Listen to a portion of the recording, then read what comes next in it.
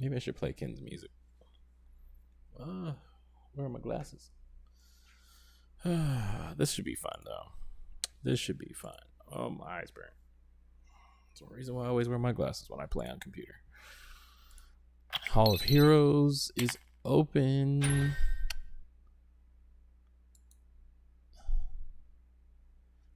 That's not my first 6-star monster. They crazy.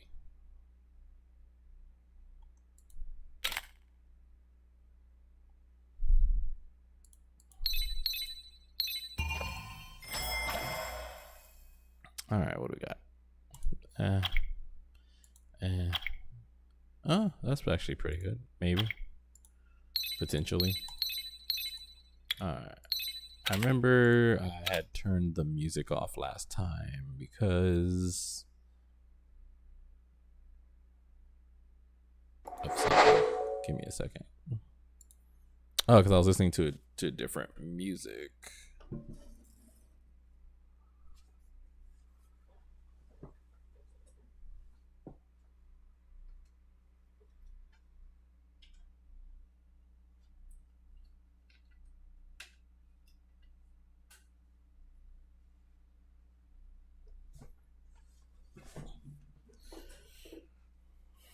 But I'm going to watch Rick and Morty in the background while I'm doing this. Actually, no. What could I watch? I finished Gundam Origins yesterday. Let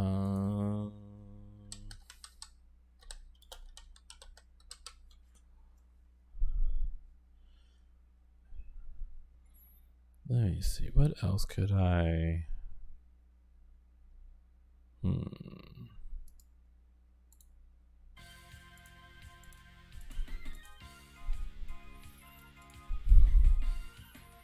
Actually, yeah, I think that'll work. Oops.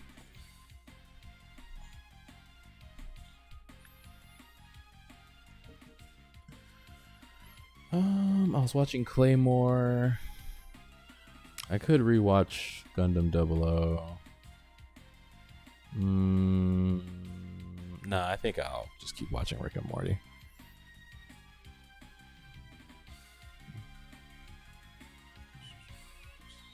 Thanks to the Adult Swim app, they have it on a marathon of seasons 1 through 3 that just play non-stop, and that's pretty much what I just do. Just throw it on there in the background.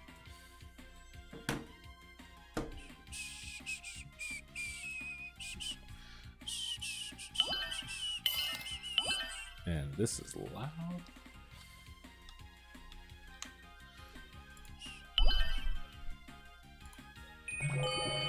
Alright. Hopefully I get something good.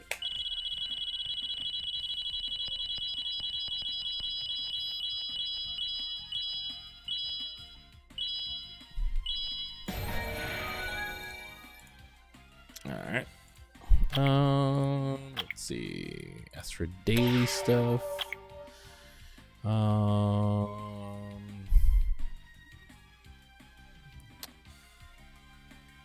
Oh, I'm on the wrong profile. Anyway, let's see. Daily stuff.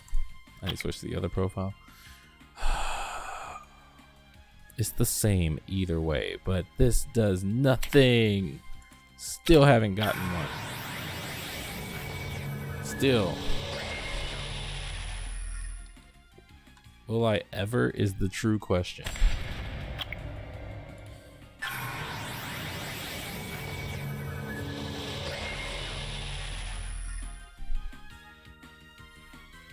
Another fire Taoist. Okay.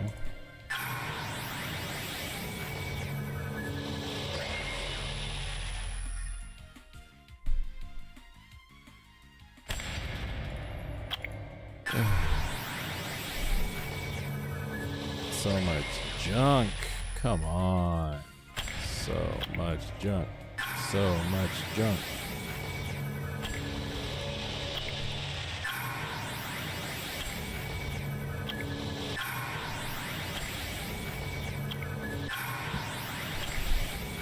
Ooh, a water fairy. I didn't think I needed that. I actually think I need her. Was it this account I need her, or was it the other one? No, it is this account. Yeah, I got Water Fairy back. Huzzah. I sacrificed my 5-star one for the light one. I think it was the light one. Or was it the wind one? No, the light one and the wind one are my two favorites.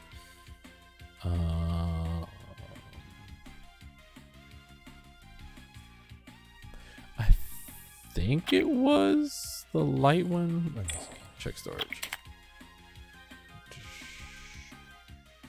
Yeah, the light one. Made her a 5-star. But yeah, I got water back. Nice. Alright, if I get another water one, I swear. Actually, let me get the free one.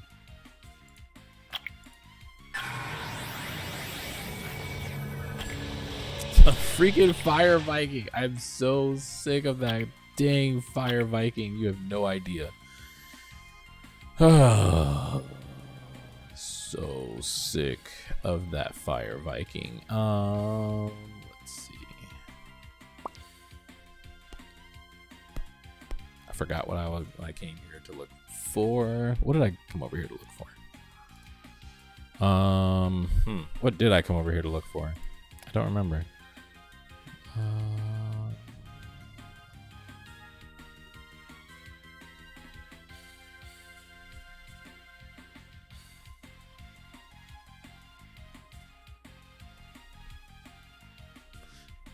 Anyway, this is my European account.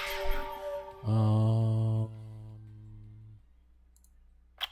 still have the boosters.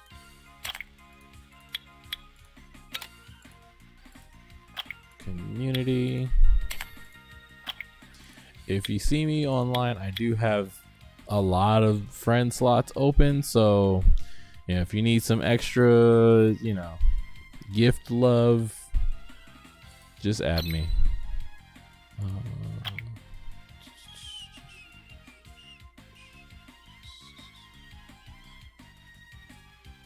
No dimension crystals?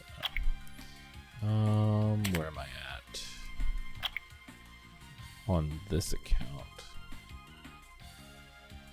I'm at almost. Okay. And the stickers. Haven't done any today. I need to get some. Okay. Alright. How much energy do I have? Okay.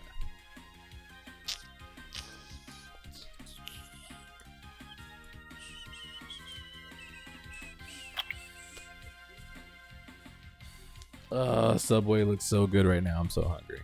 Sorry. Alright. This is baby stuff. They can pretty much kill all of them in one shot. That doesn't need me. They don't need me for this.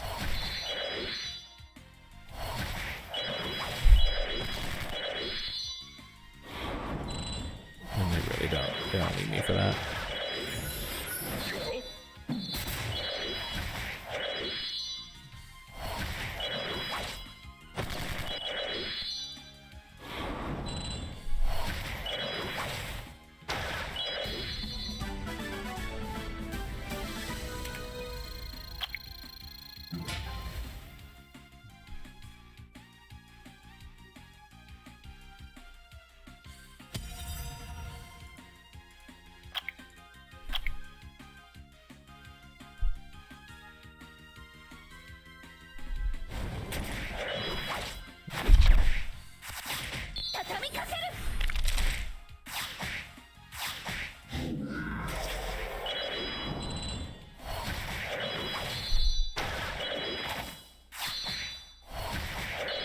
Easy peasy.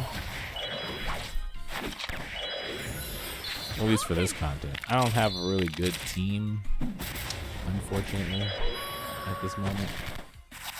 Which kind of sucks.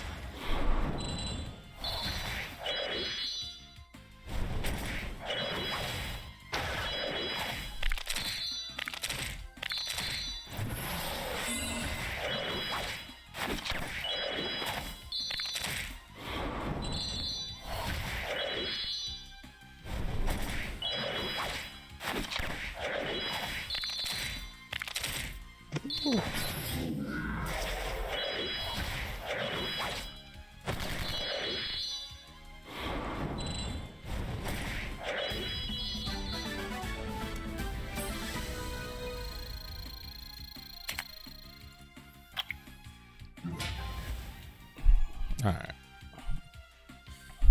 So that's good.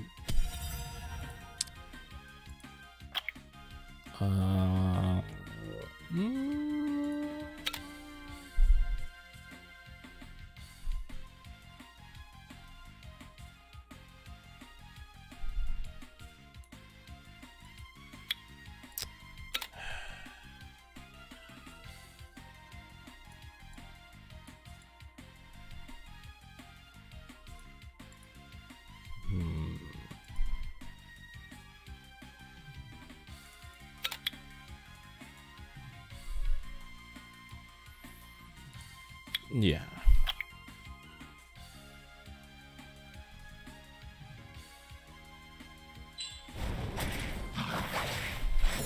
I think this should be fine.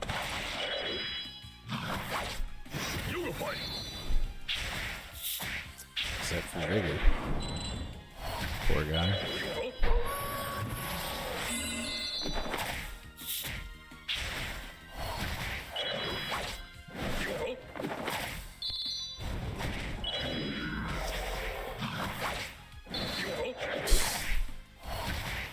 It's the only person he can really do good damage on.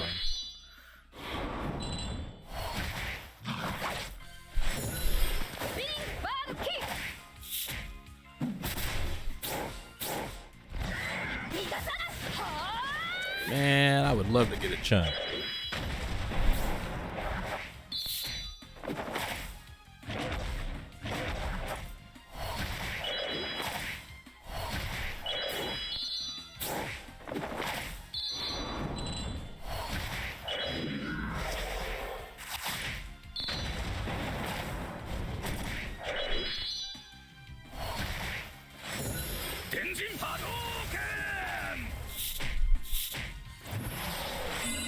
Love Light Anubis.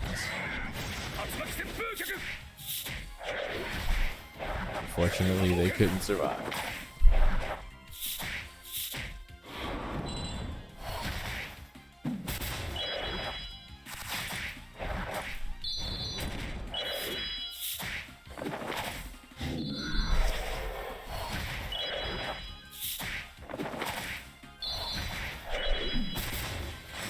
Ooh, she saved the Anubis.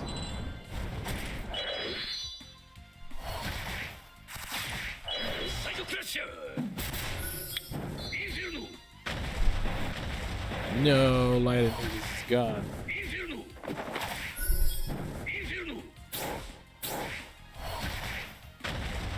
Dang, my Dark Vampire is doing very little to no damage.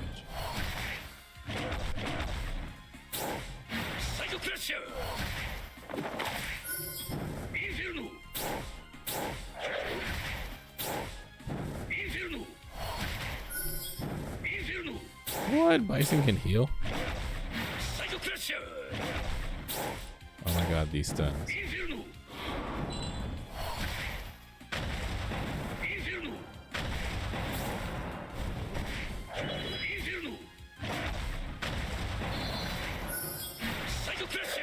Wow.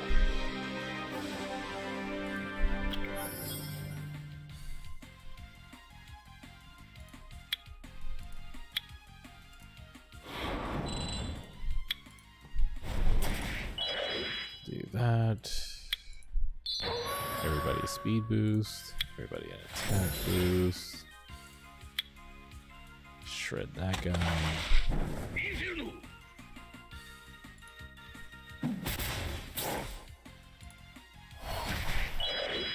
And go ham.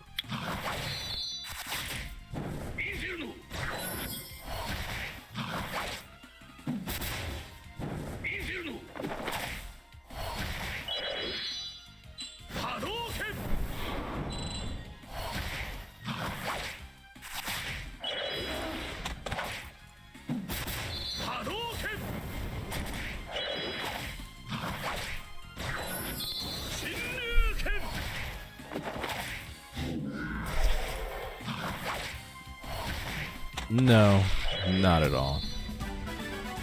I wish I could feel better. That would be nice. I'm in a lot of pain, and yeah, I am not the guy. But yeah, it's just one day at a time. I've got who's fire? Oh, that's fire. I got meetings and stuff with my doctors. Monday I'm gonna hear from them about what happened last weekend. Luckily today it's so smoky that it's cold. I'm so glad, but at the same time it's like nothing but smoke and ash coming through the house, and I'm breathing it. So yeah, one battle at a time, I guess. But how are you feeling up there?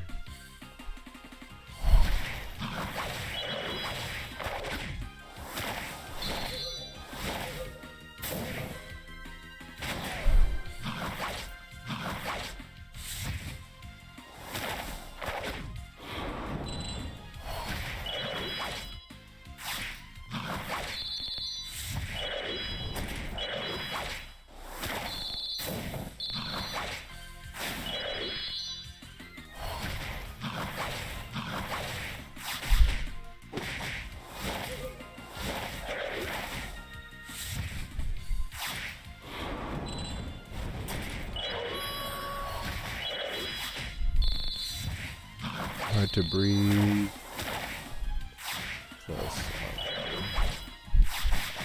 Yeah, I feel you. I feel you. That's kind of how it is over here too. Like even just going in the kitchen, it just smells like ash, you know? And like going near any of the windows, it just smells like ash. So it's just, ugh. It's kind of disgusting. Like even with my fan, which I need to move. I just thought about that. But, you know, it's just you can almost taste the smoke and ash falling from the sky inside the house, which is just disgusting.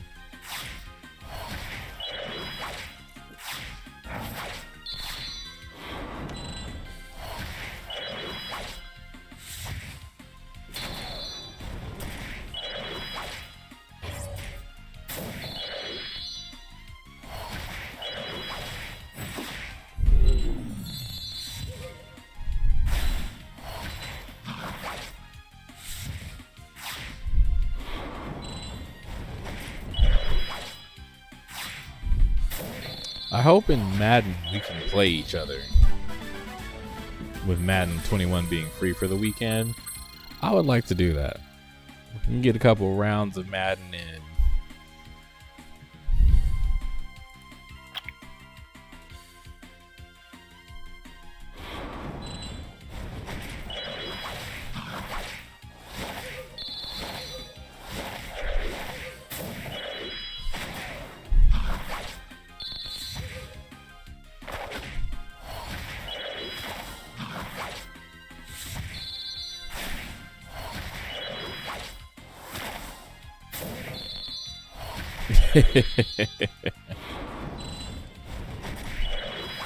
Da bad.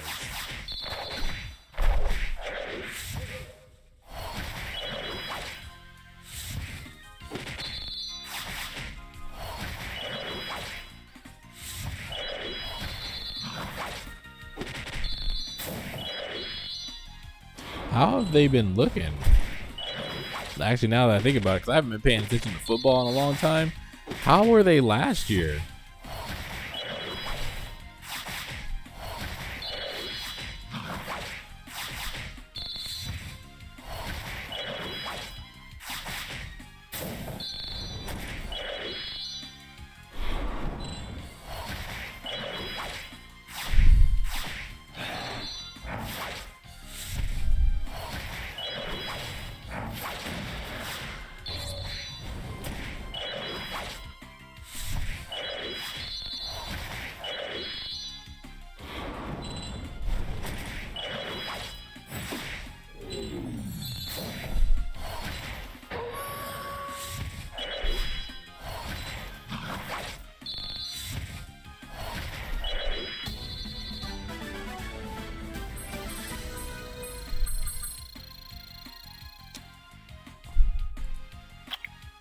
Okay, he's max, she's max.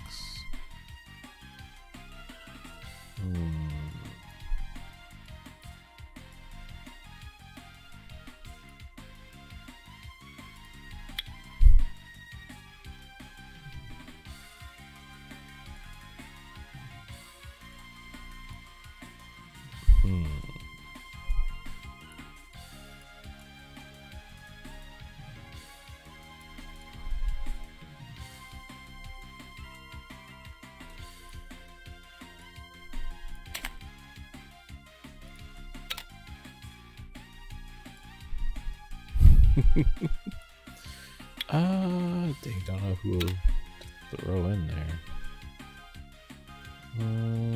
Who do I really need to level up soon? I guess the light one. Let's see, pretty good before Hicks got hurt. Now we're starting to sound like oh dang, that sucks.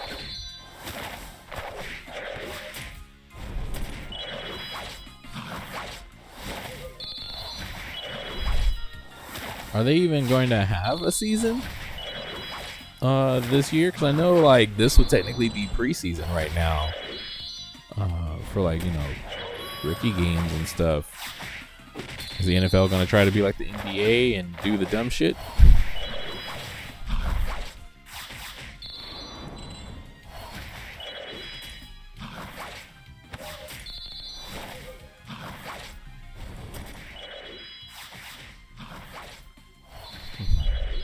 Okay.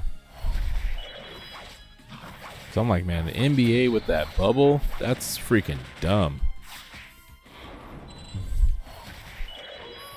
And then like one player did, I saw on the news something about an NBA player violating the terms of the bubble or something like that and put people at risk. Like the whole idea is stupid. Just don't have a season.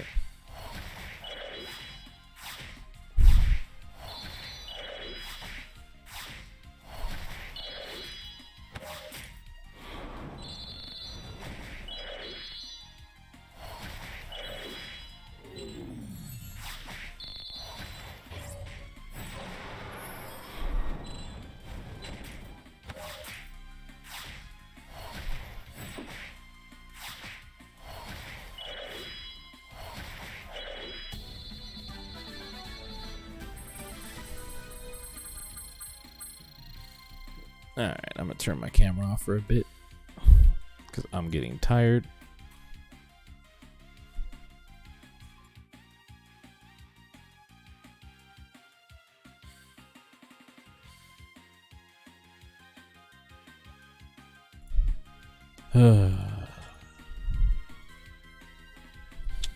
Don't think I have. Nope, don't have any more.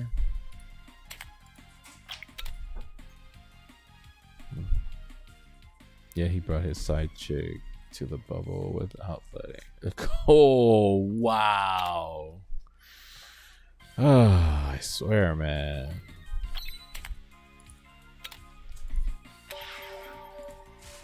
That's what I was saying. They just, like, it's just a dumb idea. Like, yeah. And then they're not even really secure on the matter, so it's like even worse. What else do I need to do? Daily room 7. Okay. Man, that mess is just dumb.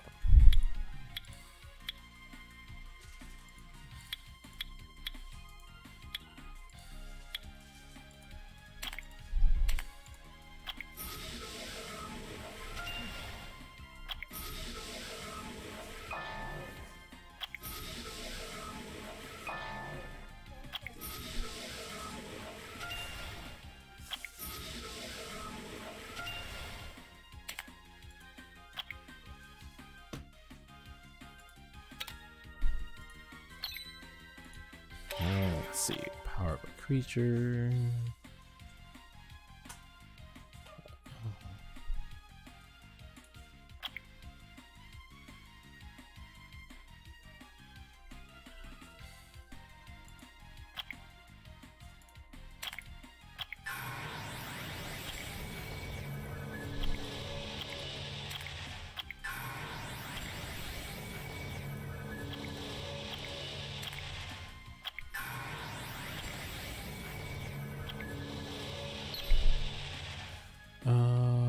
What else? Arena.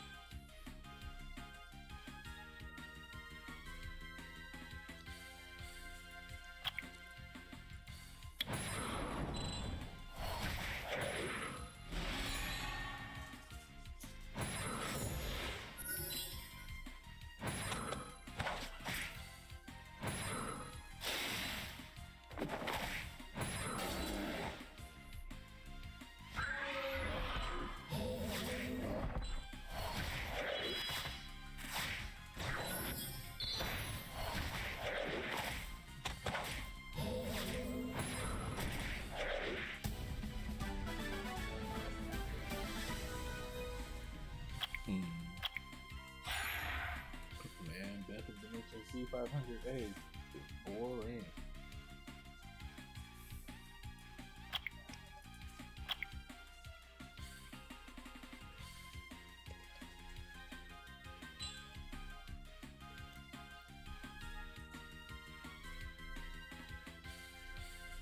But I'm guessing since Morty wasn't born in that timeline, that Rick never came back. He's probably living on the Citadel.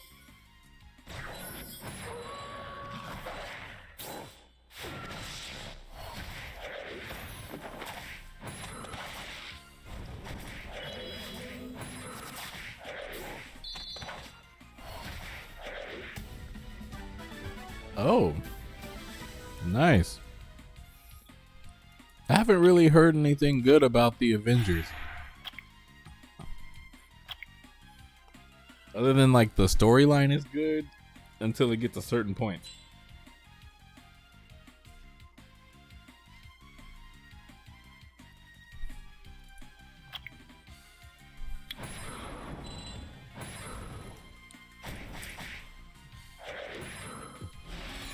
I didn't realize they had already put Spellbreak on PS4. That's pretty good.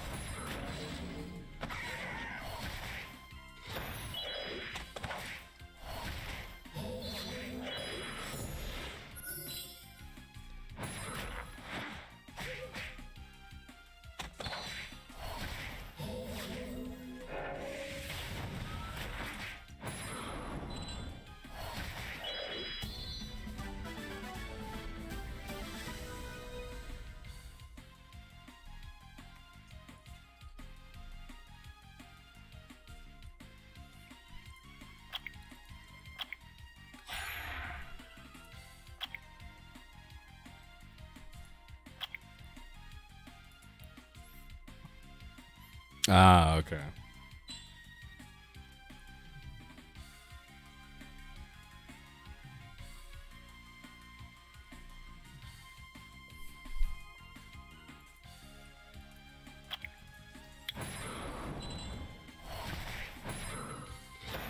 Oh, okay.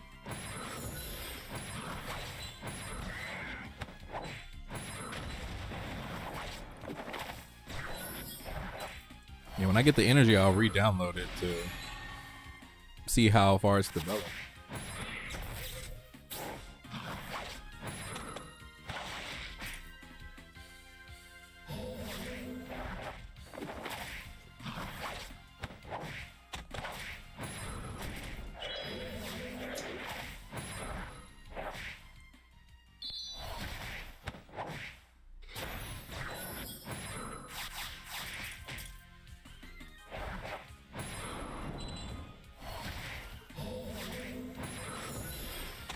Nice. That's how it should be.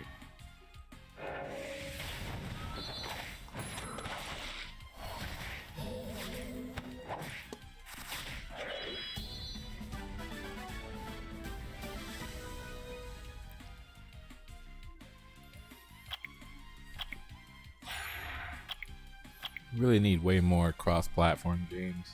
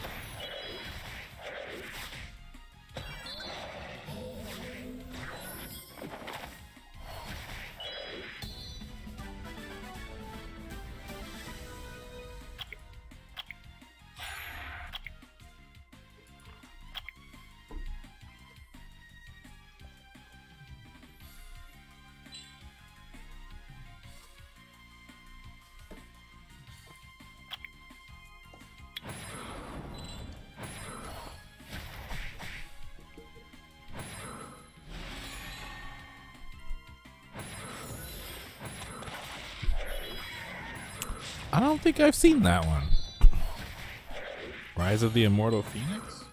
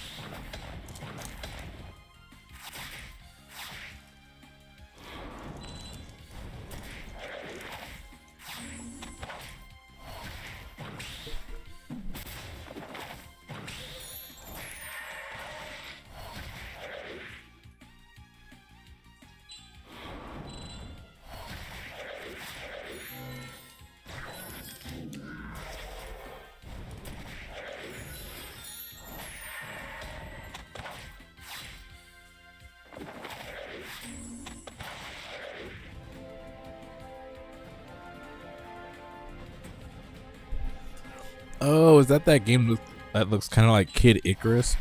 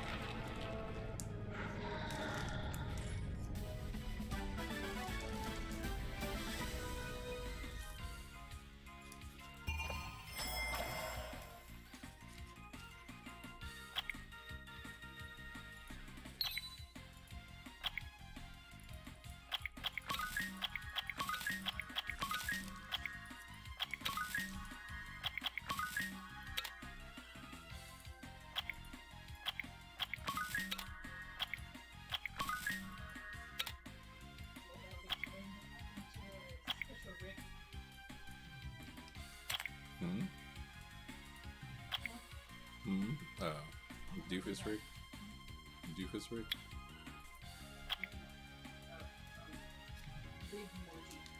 Ah.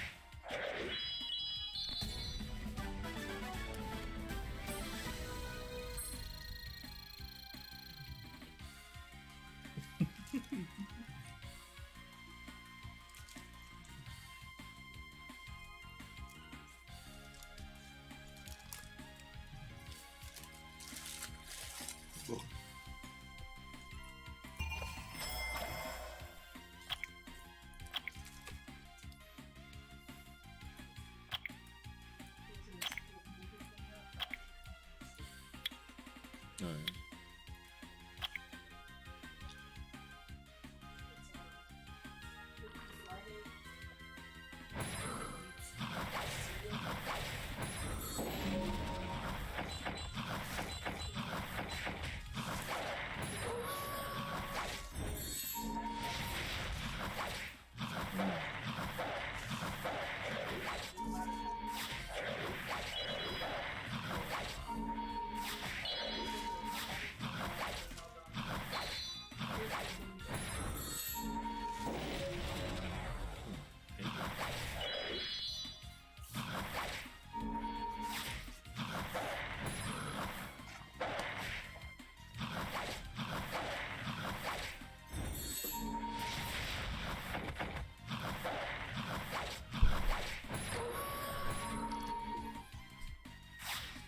Oh yeah, I remember this game. It was on the Ubisoft Forward. Yeah, it looked pretty interesting. Kind of more of a action RPG take on it. Yeah. I remember this game.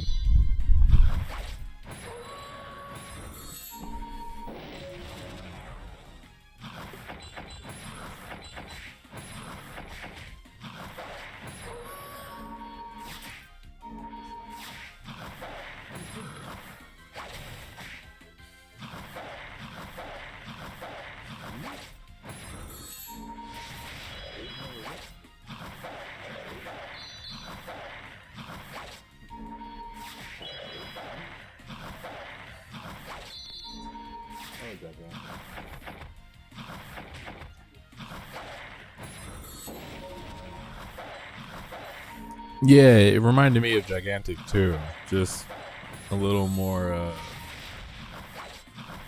What's it called? Oh, there was a fork. Oh, dang it! They wrapped it in so much freaking paper towel. Like a miniature ass fork. It's like wrapped in all the. It's like the fuck. Anyway, sorry.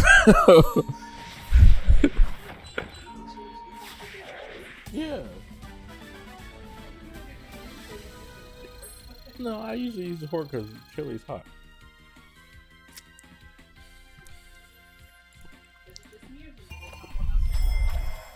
Yeah, I got it. I think because of packaging. Tommy's over here turning into In and Out with their presentation.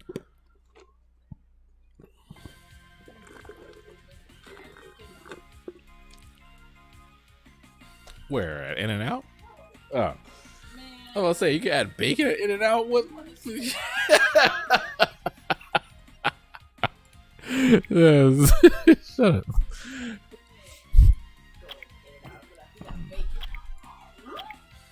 Oh man. One more and Hall of Magic. Okay. Oh yeah, but I noticed there was bacon on there. I was like, what? There's bacon on this.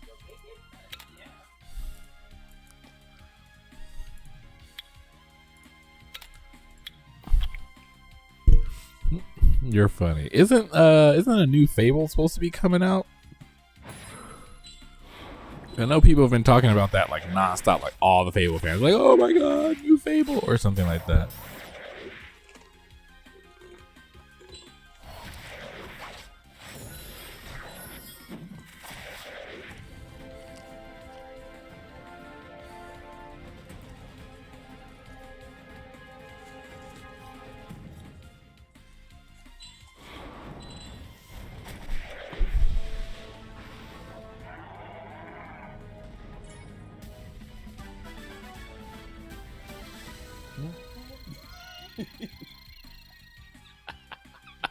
Freaking love that scene.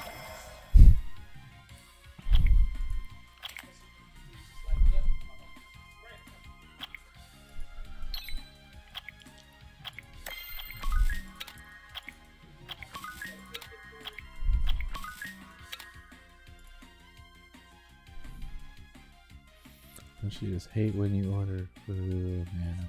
No option. Oh yeah, I agree. I definitely agree. Chaos Rift. I can't do that. Content. Switching.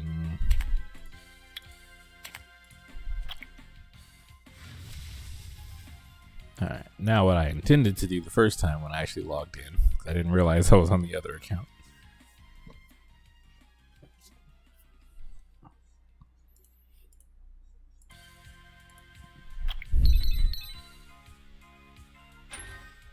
Ooh, an XP boost.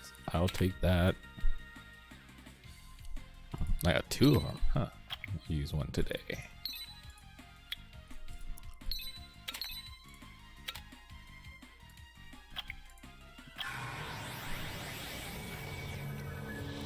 Are you excited for Fable 4? I know, like, you and my older sister love Fable. You guys are the only people I know that loves Fable. Oh yeah, there is a Steam discount for Sims 4 right now. Didn't look at it, just saw it come up. Been too long of a wait for you?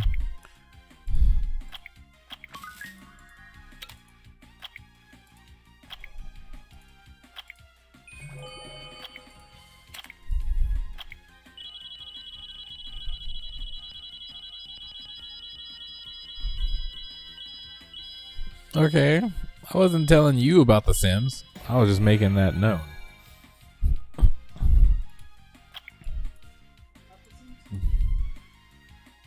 There's a Steam sale.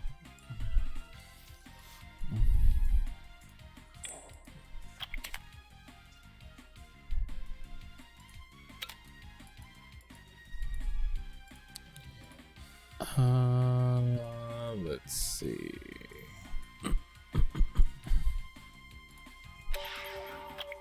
Power up this can.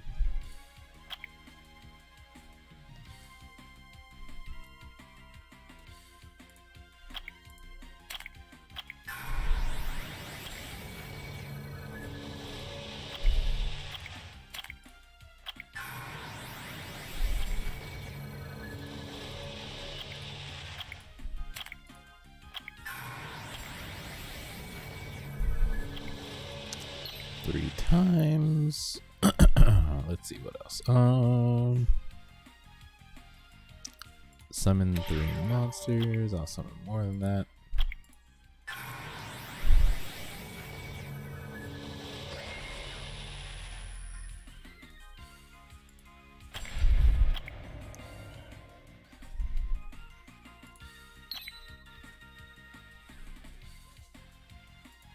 Let's just remember that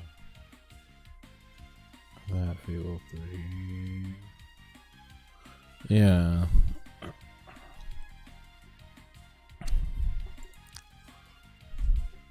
That's kind of the thing, yeah. Like, when you go back and you play certain games and you realize just how bad they were, it's like, ugh, why did I like this again? Oh yeah, because there was really nothing else at the time that was comparable. So it's like, yeah, yeah.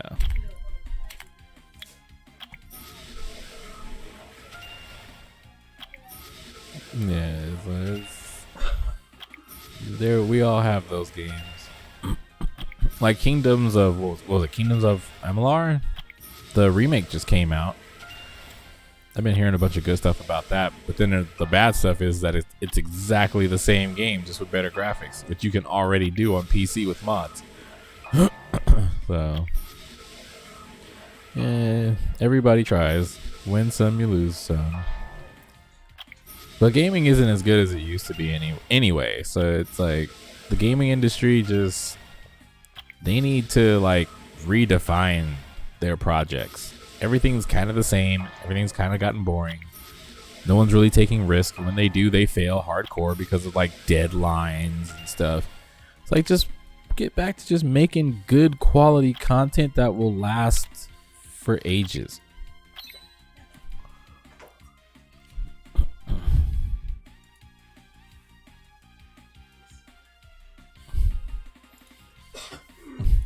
Yeah.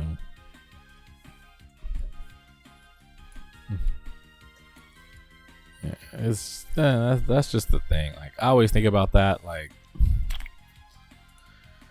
it's like there's no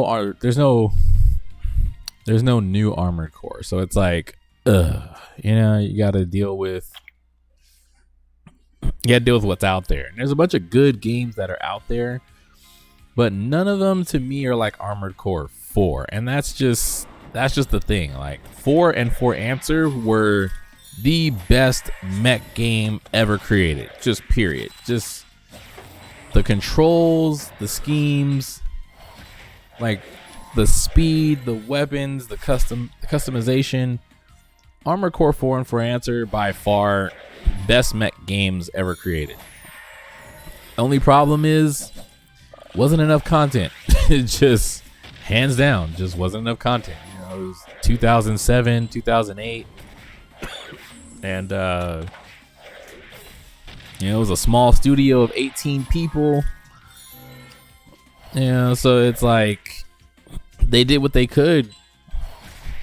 But like, if they were to take Armored Core 4 and 4 Answer and make it now, if you look at what First Studios, what they did with Daemon X Machina, if they were to make Daemon X Machina more like 4 Answer, with the way that they had the voice actors and the dialogue, and it's like, if they were to just take that model, like take 4 Answers engine, gameplay, speed, enhance it to what they're using now, what the current standard is, plus all that dialogue and voice actor recordings, and just the presentation, the way that they did it, man, I'd cry. That would have been the best comeback for them overall, if they could have did something on that caliber. Like, I mean, Virtual On has new games too, but not in the West. But just like even with Virtual On, Virtual On is an amazing game. And then when you look at what is it, Garrison Archangel, which is kind of like a spiritual successor, like, it's good, but it's like it's missing something. It's that indie, I kind of say that indie charm that makes it fall short, and not necessarily a bad way, but it's like there's a type of polish that the professional studios had over indie studios, where you could tell this was a professionally made game, and it feels like it. Armored Core is just one of those games too, but like, even with Virtual On, the way that they made the system work, and the way they made the animations for dashing, for attacking, for the lock on, for figuring it out, and like learning the movements and turning around and stuff, like everything they did, from a 2-stick controller to playing on console to playing at home, it just felt like Armored Core. And then you get people who are like, big fans of Armored Core who make their own game, they don't focus on the complete picture. They just focus on what they liked about the game. And that's the thing that like kind of bugs me. It's like, yeah, this was really cool about the game, like this aspect, but you're missing the rest that made it that good. You know, like the other mechanics behind the scenes, or the controls, or the animations, or the, you know, the smoothness of the gameplay, the quality of the background, you know, like the overall atmosphere and stuff. Yeah, you know, like that's why like it's hard for me to get into newer mech games just overall. Just cuz like they focus on like one aspect, and it's like, yeah, that's what was made stuff fun. Like all indie games, I should say. All indie games that come from like them being inspired by something else, they just focus on one thing and how to make that really good, because they're like, that's what I loved about this game and I'm gonna focus on just this, and they get this tunnel vision, and it's like, okay, that's cool, but what about the rest of the game? You know, like they miss out on other things, kind of like that that spiritual successor to Jet Set Radio that came out a couple years ago, or like the Gamer Revolution game. It's like, yeah, that's great. It's, you know, it's like Jet Set Radio, but you're focusing too much on the grind and the races and not enough on the overall gameplay and aesthetic. Like that game had like so many issues because they just didn't focus on the environment as a whole. They were just like grind and racing, and it's like, but you're making this like an open world explorative game. Like, you gotta have your checks and balances. You gotta have your notifications, your go here, go there. And, good idea. Just, I don't know. That's why I'm kind of worried about the new Jet Set Radio successor. Even though it looks really good and it has the support of the official team from Jet Set Radio, but I'm like, it's another indie game. I don't know. Like, I don't know.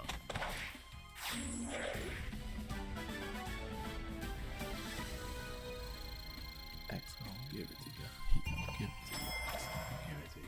He gonna give it to you. Nothing gave nothing to it.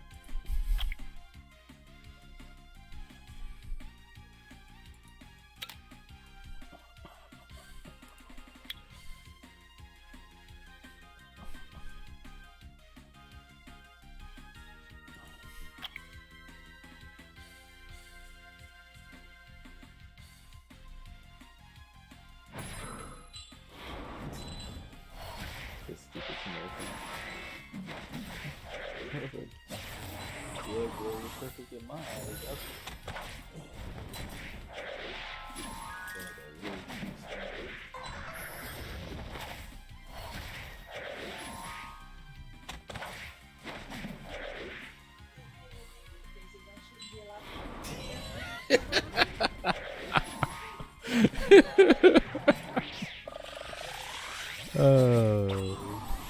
Yeah, exactly. You either get great story or you get crappy gameplay, and it's like, and that's how it is with indie games. Like that's like my whole problem.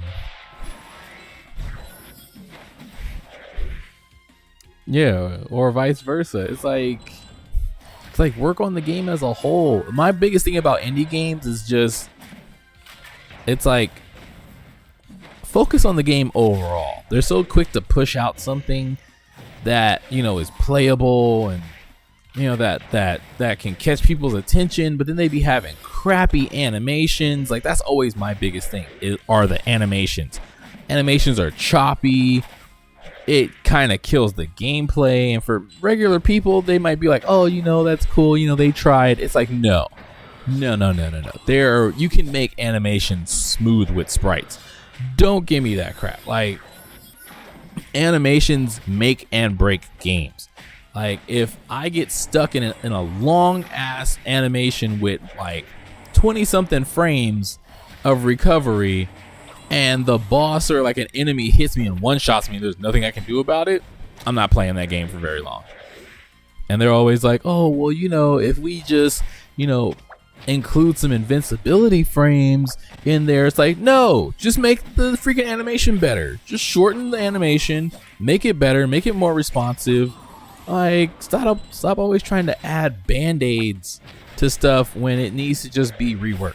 Like, just make it better. And then they use the same animations from like alpha all the way through to launch, and it's like, no, what are you doing? Like, do you people not care about annoying your audience? Yeah, that's true, but it's just like people are way too forgiving. Like, the players are way too forgiving in that aspect, and you can't be forgiving like that.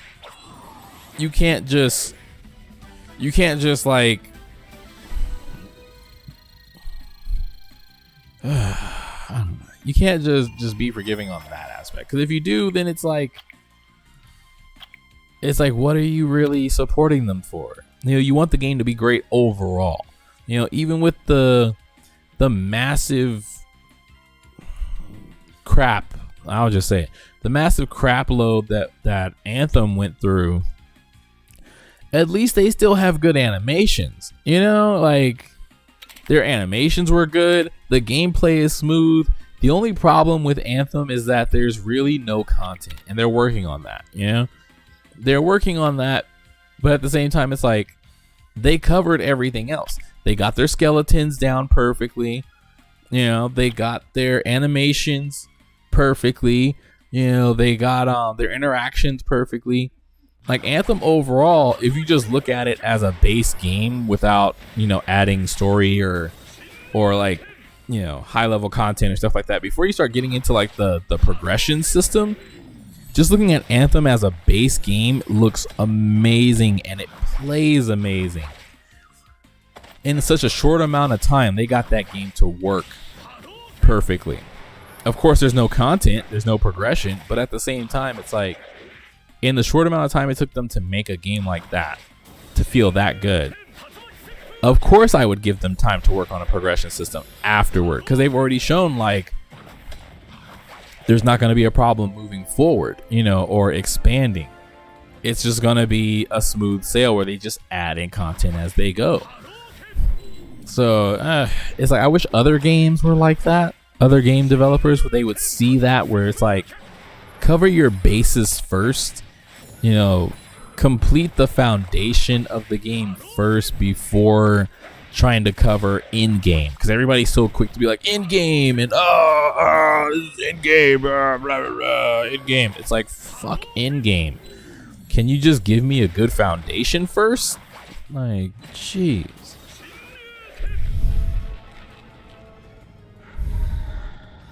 Yeah, that's why I want, like, exactly what you said. Like, they don't know what to complain about. That's why whenever I see a game that I like, if I really like it, I'll go on their Reddit, like what I did with Dauntless. I really liked Dauntless. I was like, okay, this game is gonna be awesome. Of course, you're on a ticking time bomb until Monster Hunter World comes out, and then your game is gonna be kind of useless after that. But like, you know, before Monster Hunter World comes out, I like what I'm playing. I like what I'm seeing. So I gave them a detailed 7-paragraph report based on my knowledge in the game industries, and I knew exactly what to say to pinpoint the problems I had with the game. The whole studio read that post because they were like, holy crap, this Q&A specialist just gave us a literal sheet of problems with potential fixes and what to work on in the future. They worked on, I can say, almost everything except their animations, which has severely ticked me off. Like, their animations are still on the back burner. They're still using animations from like pre-alpha, you know, and it's just like, it makes the game so clunky when you're trying to like just move around the area. You know, if you have to jump or climb on something, it's still like early stage animations where like the character doesn't line up with the ledge, and they glitch and teleport until like the animation finishes where they pull themselves up, and it's like, this is not fun to watch. This is just cringeworthy. Like, you guys have come so far to do nothing with these animations, and then it makes me not want to play the game, because then in combat, it just feels so bad. Like, it's like, ew, what am I doing? I try to roll and I die, because the animations are so long. Or I go to attack and the animation wind up is so slow that it's like, what am I doing? Like, I'm stuck in motion while this boss is like all the way, jump to the other side of the screen and stuff like that. So it's, yeah. It just bugs the heck out of me.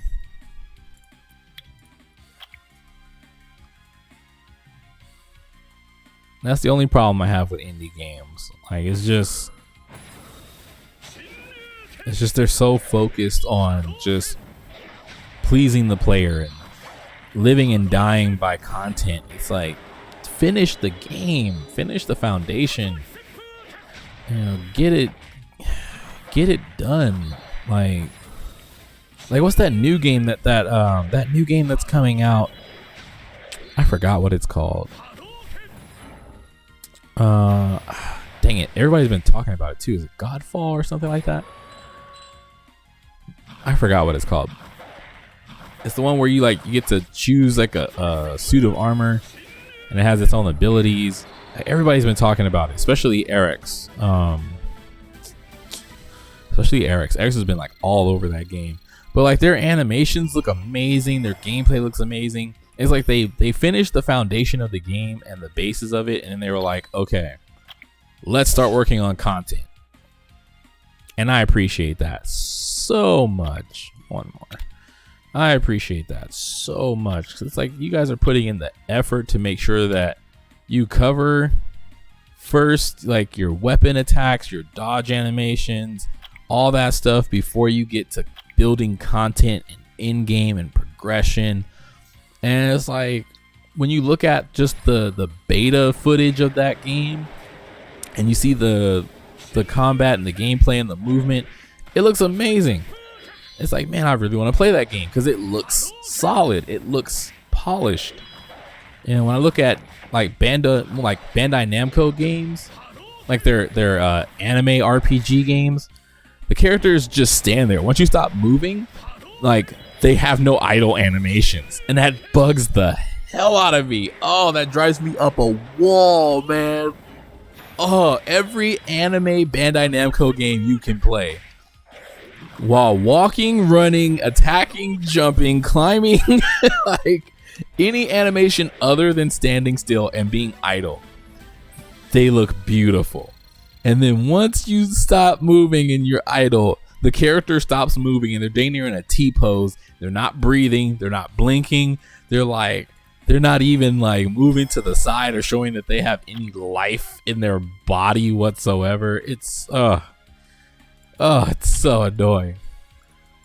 That's the reason why I stopped playing Bandai Namco anime games, because they just it's just so bad, and then they're done so poorly. It's so heartbreaking.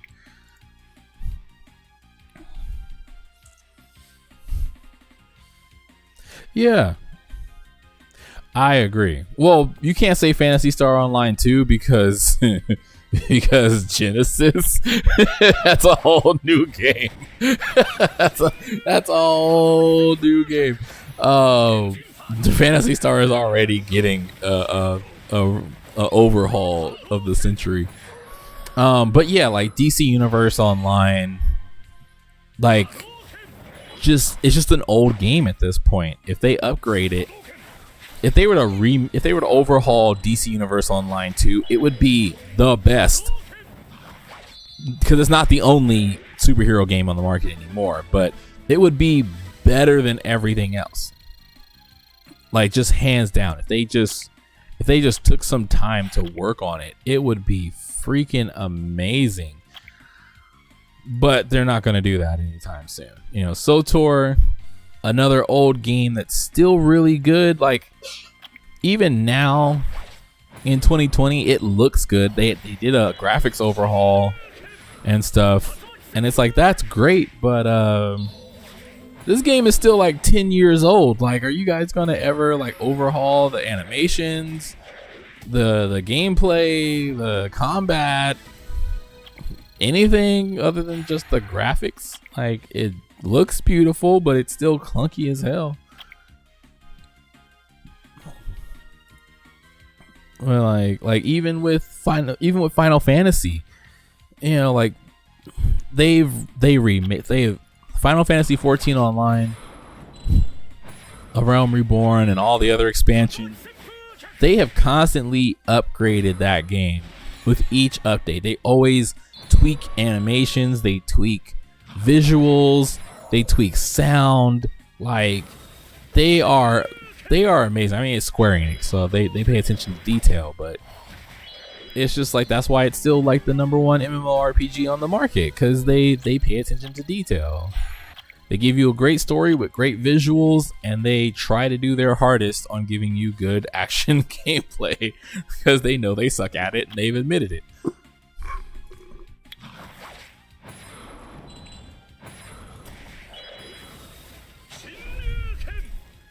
You still think they put SOTOR in Unreal?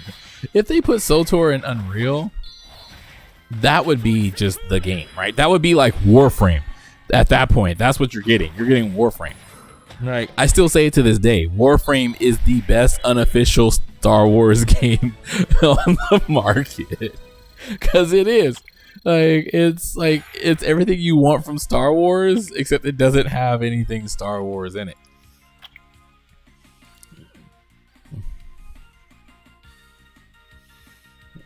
Yeah. You know, that's the thing. That's what I was saying about Square Enix. Just like, if you're paying for a monthly subscription, you know, whether if it's $11, $12, $13, $14, $15, like, I expect that game to be top notch. Especially if I'm paying for expansions, you know, and the expansions are like the cost of a whole new game.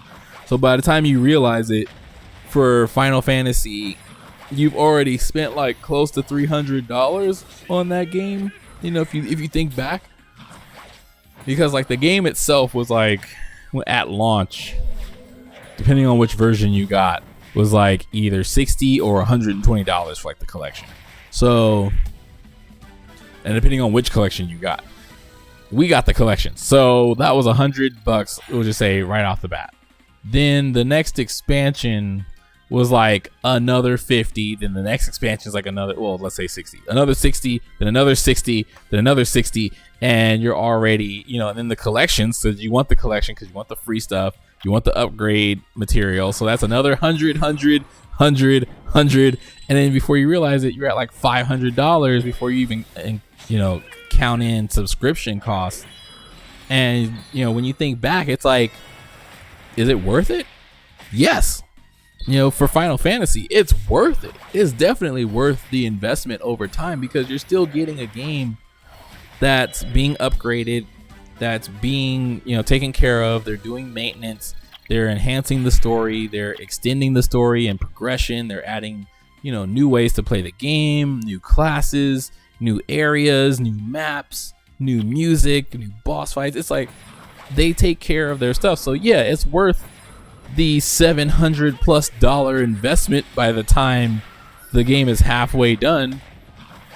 But when you look back, it's like, you know, if you look at it from the start and you were like, this game is going to cost me close to $1,000, you'd be like, hell no, there's something free out there that's worth it. There's got to be something free that's worth it. But then just, you know, just looking at it overall and just looking back, it's like, yeah, I'm glad I spent that money. Like, even now, I'm not on Final Fantasy right now, but I still look back and go, yeah, the game was worth it. Like, I still have fun. I still had fun. You know, there was still a lot of stuff to do, and I don't regret it. I don't regret buying the collector's editions.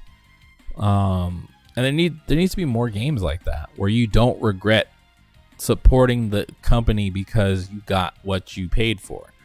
Yeah, or more than what you paid for.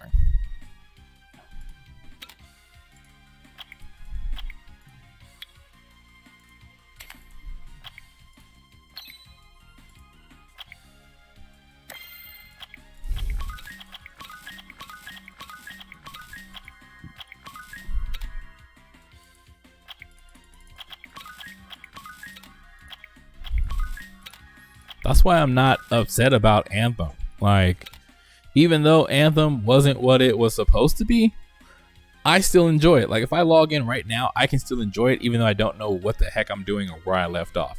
The gameplay is just that good. Destiny 1, I could log onto it right now and still have fun and not give a dang that Destiny 2 is out because it's such a good game. And I just love Destiny 1 just because Destiny 1 just was just amazing to me. Yeah, like wait, what you like Destiny Dragon's Lair 5 times. Okay. Like for Destiny, I give it a pass because like Destiny 2, although it is fun, it's like it's not the same as 1 to me, but it's still fun overall. Like I'm still enjoying the game. So to me, it's like it's cool. But if I was to be like with Anthem, like Anthem is like great base game, and that's about it. Like it's like what happened to the rest of the progression system and the boss and stuff like that. But you can still have fun with Anthem. The problem is Anthem is not a game that you really play alone. Like if we were to play Anthem together and like, you know, do combos and, you know, beat bosses and go into missions and, you know, we tailor our team to work a certain way and we're out there getting content, farming for stuff, we're going to have fun. Me and you, we're going to have fun, or you know, me, you, and someone else. But the fact that if I go in there and play it alone, I'm not really going to have fun with it. You know, that's kind of the thing. And like, I know Destiny 2 is making a comeback, but to me, it's just Destiny 2 doesn't have that atmosphere that Destiny 1 has. Like, it's something about the way Destiny 1 was put together where it just feels better just overall. I don't know what it is. It's not like nostalgia to when it first came out or anything. It's just like I still feel that is the better game when I look at it. And I know Destiny 2 has come a long way, but I still feel like Destiny 1 is just way better.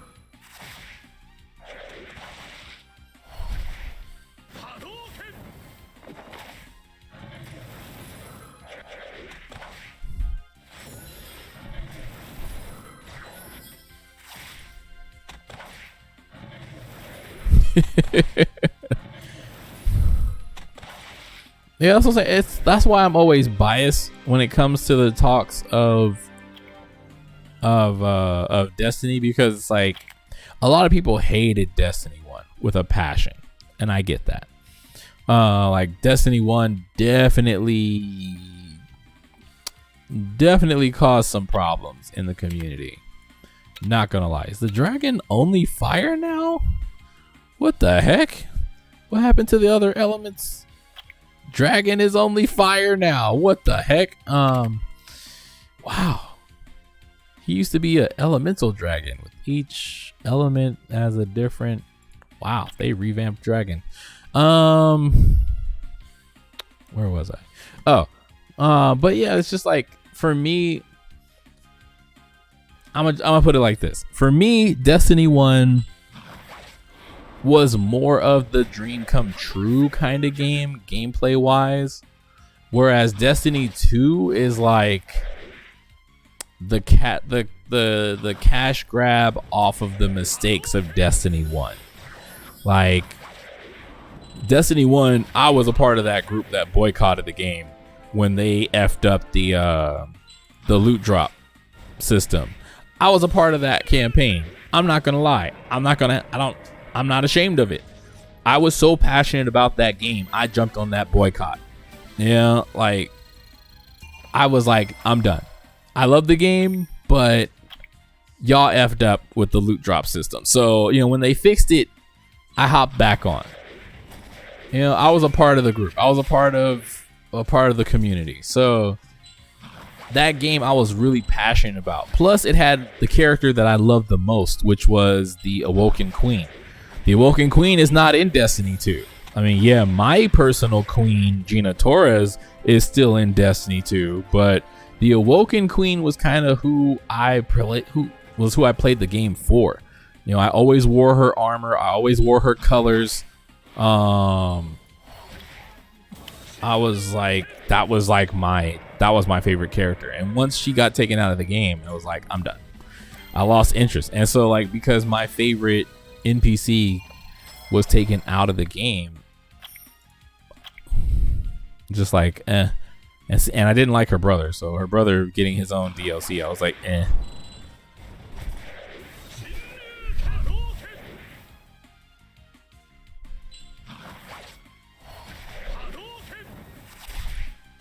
Yeah, that's kind of how you definitely. But I know she's back in game, but it's not the same. You know, it's not. It's really not the same. That's the thing. Like, that's what I'm saying. In Destiny 1, when you were introduced to the Awoken Queen for the first time, it was like, oh, okay, this is cool. I didn't know the Awoken had their own hierarchy and stuff. And then like, it was just her, like her attitude and everything that just sold it. Like her character just sold it. And then like being able to do missions for her and stuff like that, like it was awesome.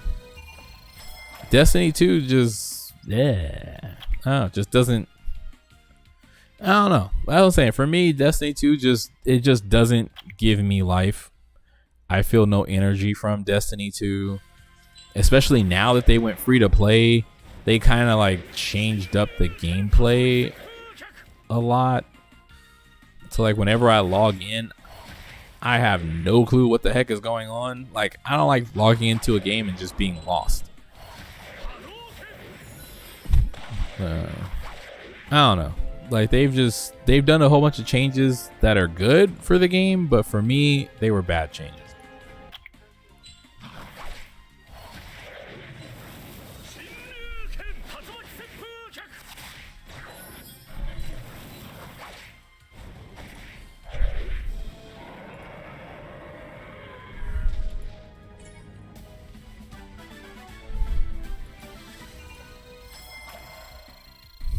I got a mythic scroll.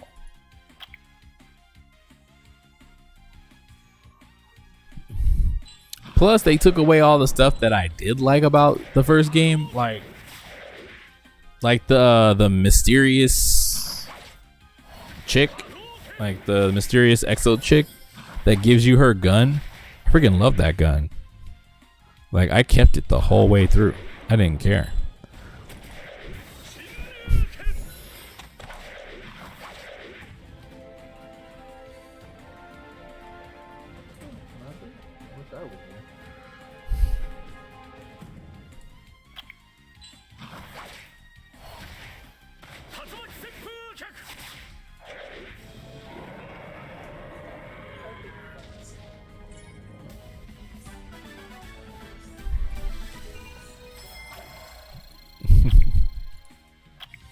I mean, look, I can download Destiny 2 again. I can download it right now. I mean, it'll take me probably like an hour or something. But, yeah, Saint 14, freaking loved her. You know, I can download it right now, but when I download it and I hop into the game, I'm going to instantly want to uninstall it because I'm just going to be like, I'm done. Like, there's nothing in that game that makes me want to play it. There's no weapons that I like in Destiny 2. There's no color scheme that I like. There's no armor set that I like. They removed the RPG mechanics of the game, like how they had it in Destiny 1, and then like nothing transferred over from Destiny 1. So it's like, I can't get into that game. Like that, like logging into Destiny 2 now for me is just like, it's just like suicide. And I hate to put it that way, but that's what it feels like. Feels like I'm just trying to kill myself.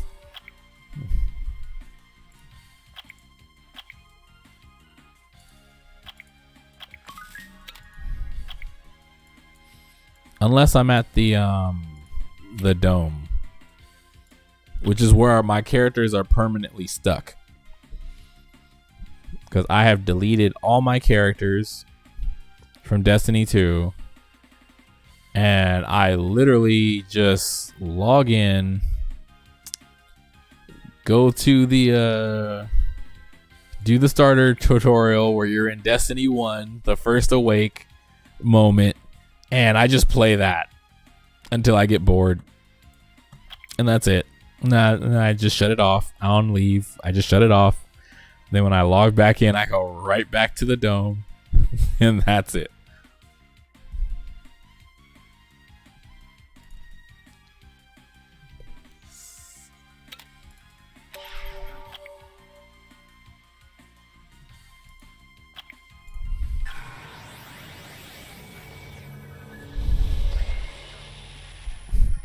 Dark Samurai.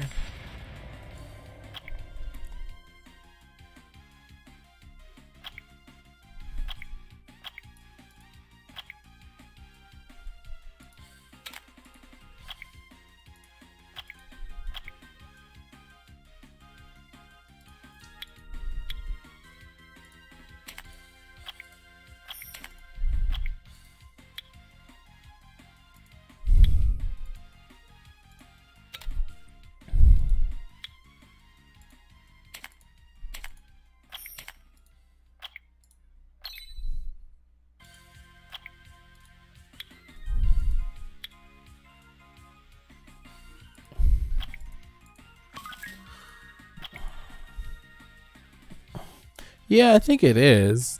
Yeah, the Cosmodrome. Yeah, I know. I heard about that they're bringing back all the old planets. And it's just like, do I really want to spend money? That's all I think about. Is like I don't have enough money to even buy the DLCs, but it's like when I do I really want to invest into it?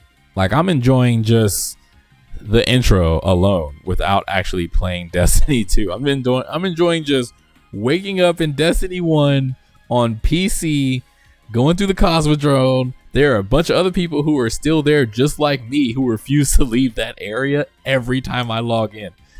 Like there are people who just refuse to leave that area of the game. They're like, I'm only playing Destiny 2 for Cosmodrome, Destiny 1 on PC graphics. Period. And there's like a whole group of us. I've even found them on Reddit. People who refuse to play Destiny 2 because they just want to play Destiny 1 on PC.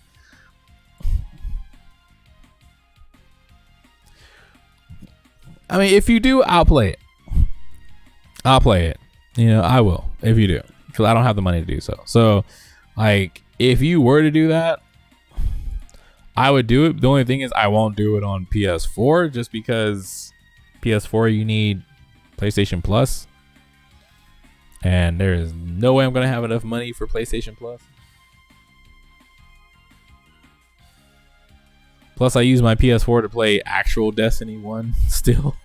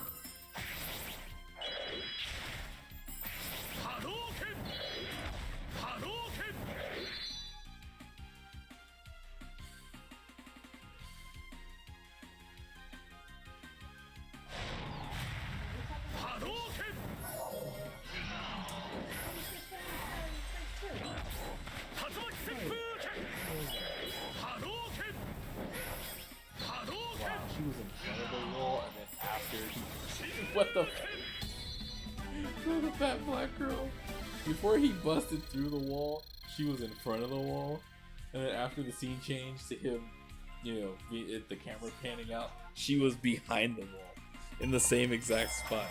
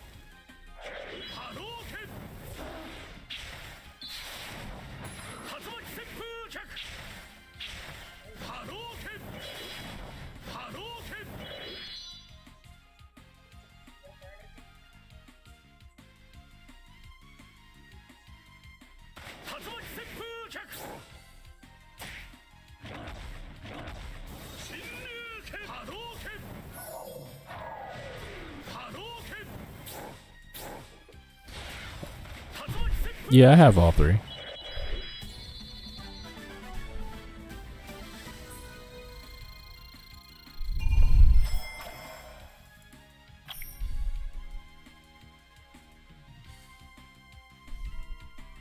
What are you gonna do it on Steam? And you don't have to do it now. You could just gift it, when you get a chance.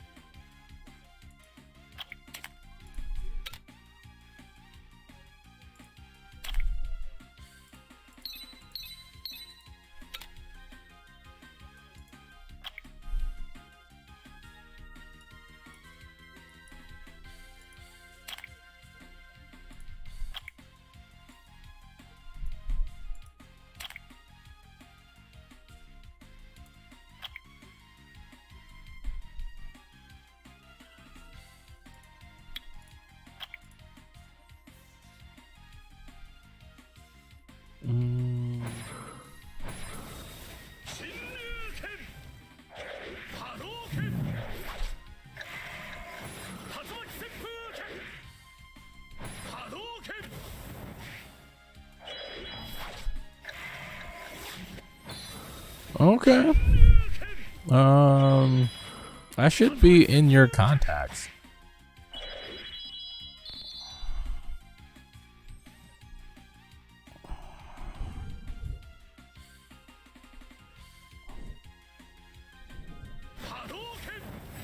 Let me see.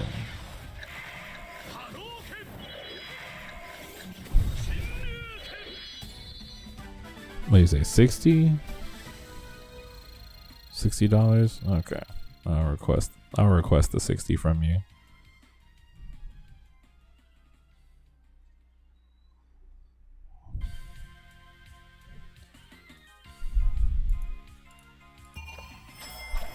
You have it set up through your phone number, right?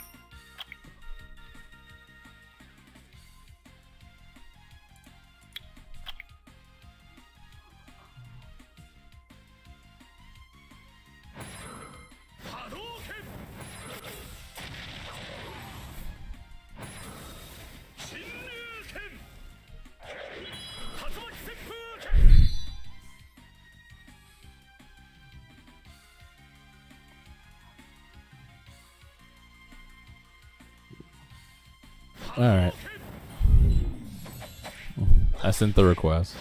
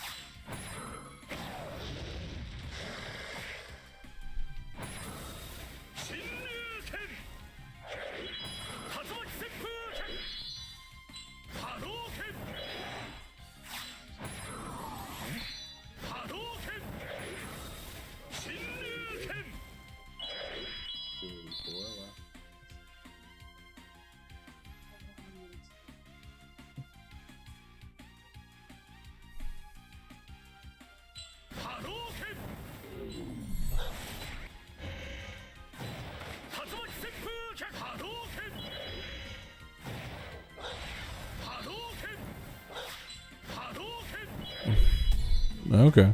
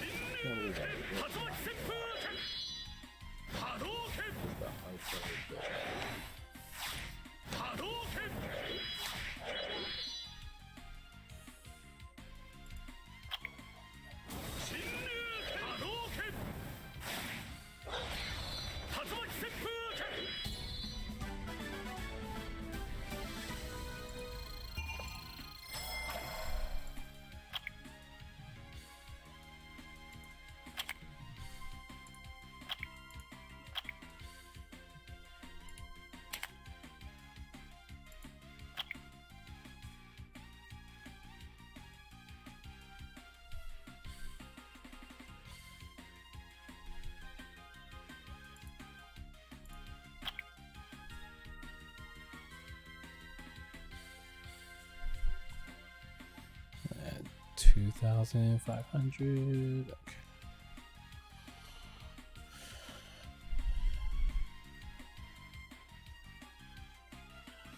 Oh, did you get the email I sent you about the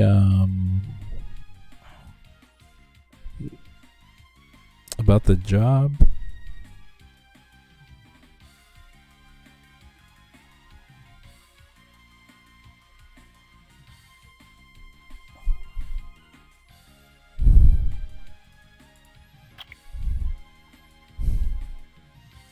Cool.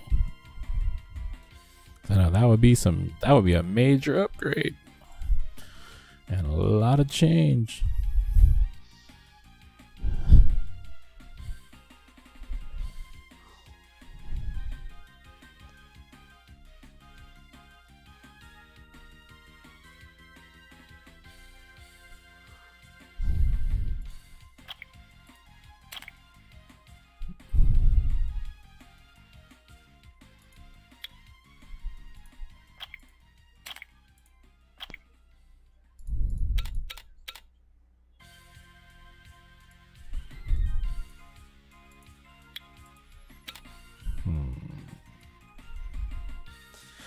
need more creatures that have leadership effects.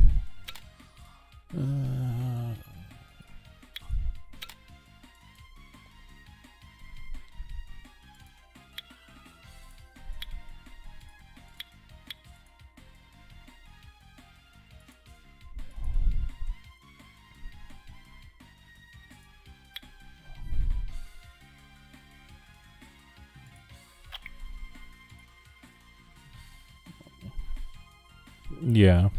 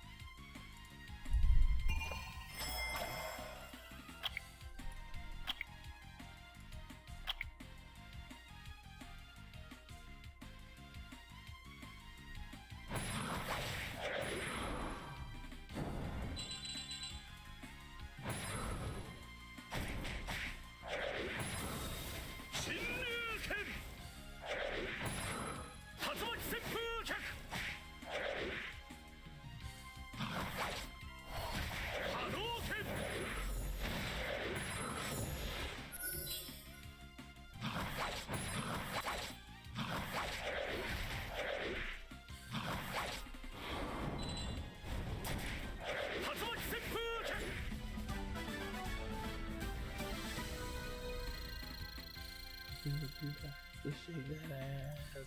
Let me see what you got. Just shake that ass. Just shake that ass.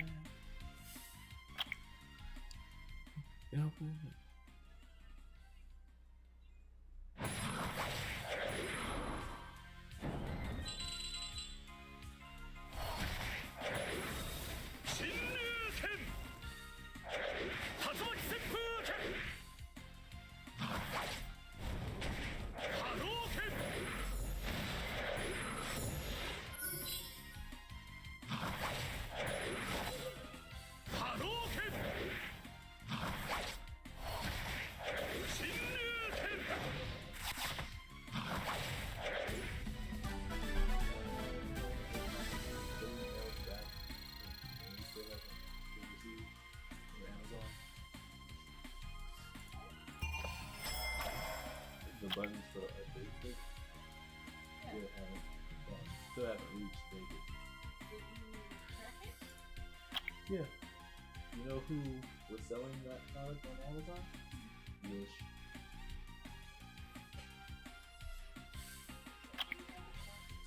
I've noticed that who the seller was. They have a location in Vegas. So, it takes forever to send the receipt. I see.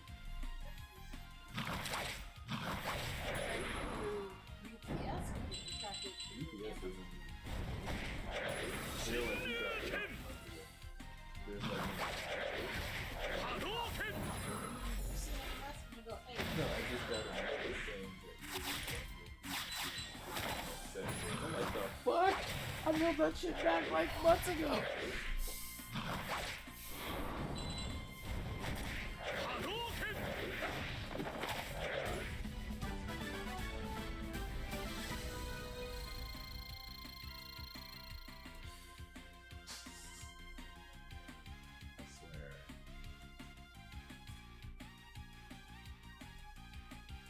Every time I see this big Brussels when I try this thing, I need to contact Stabby and see how she's doing.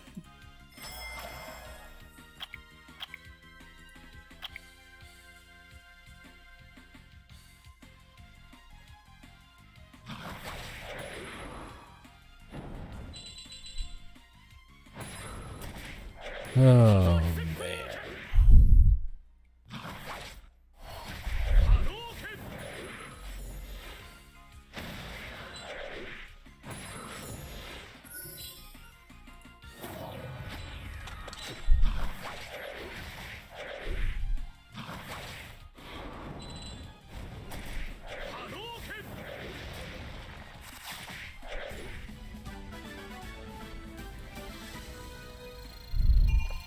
Love and kin.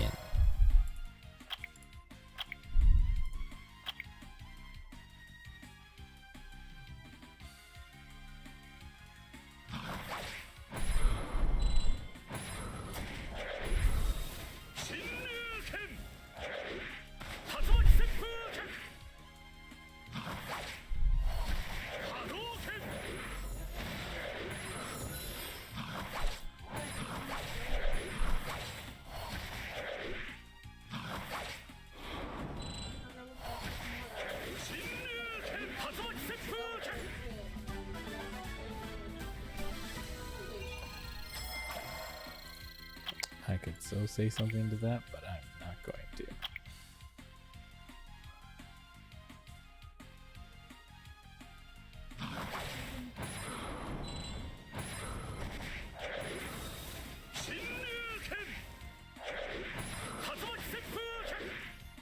Well, you can definitely say they're not Arby's.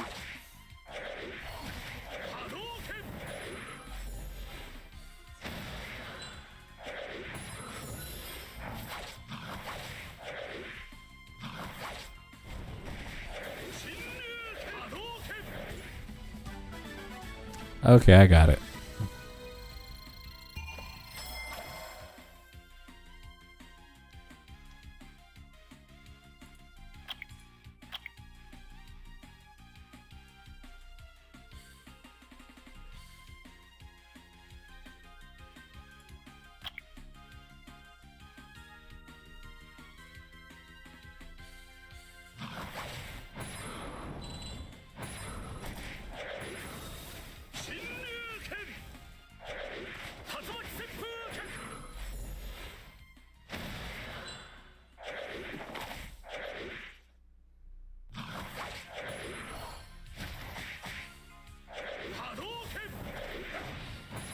Alright, it's pending.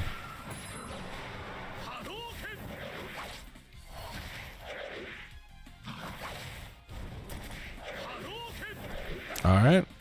Well, I guess I'll be on and playing with you guys then.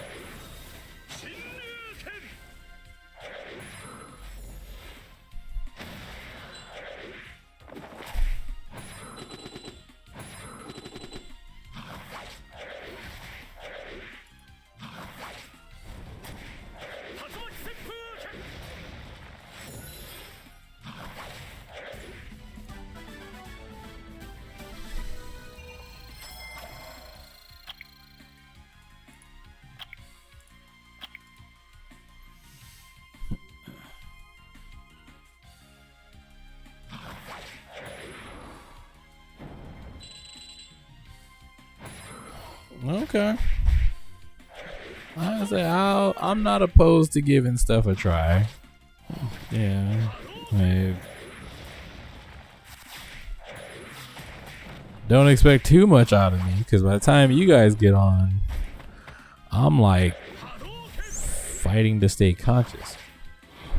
But I definitely will hop on.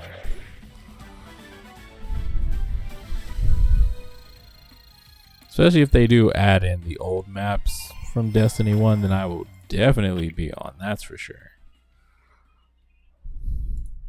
Oh, crap, wrong one.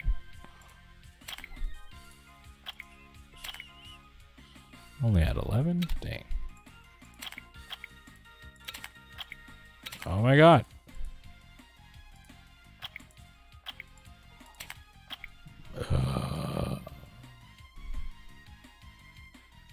What the heck?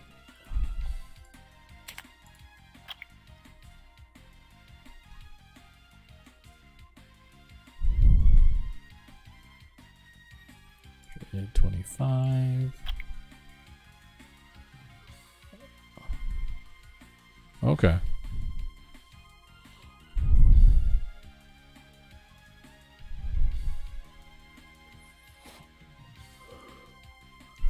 Yeah, just let me know when you guys are gonna hop on. And I'll hop on.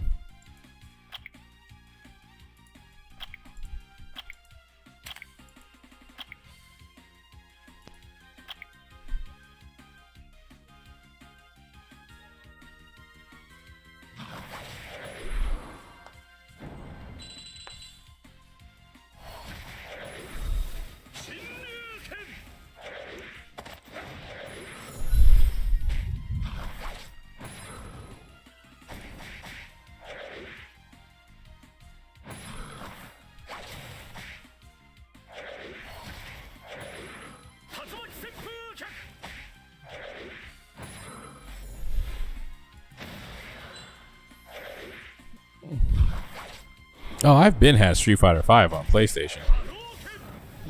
Like, actually, I was streaming it before I started streaming this from directly through the PlayStation.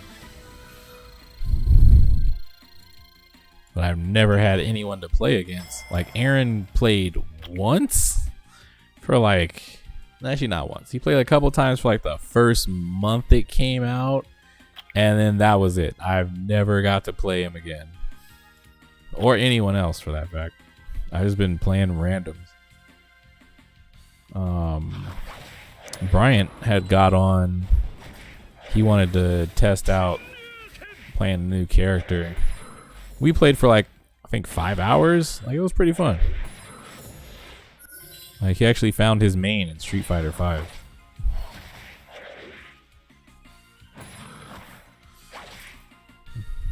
I think that was like a couple months ago when me and him did that on PC. But yeah, it would be nice to have other people to play. Get some back and forth matches.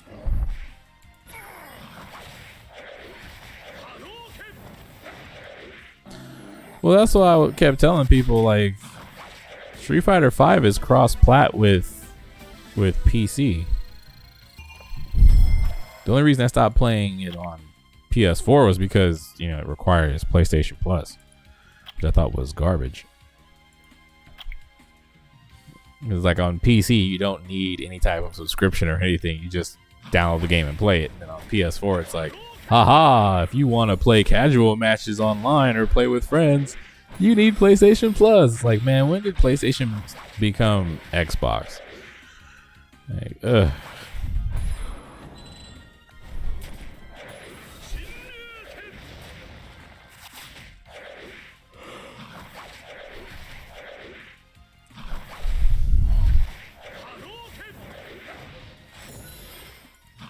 Nice.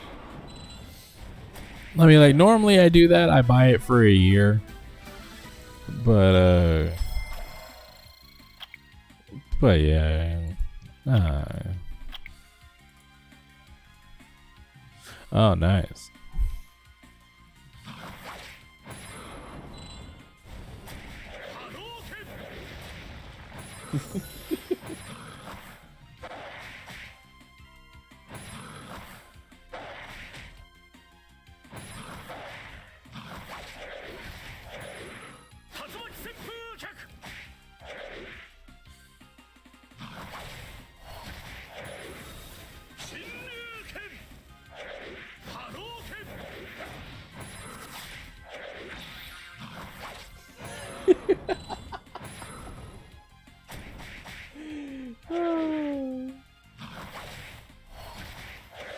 I freaking love Rick and Morty so much.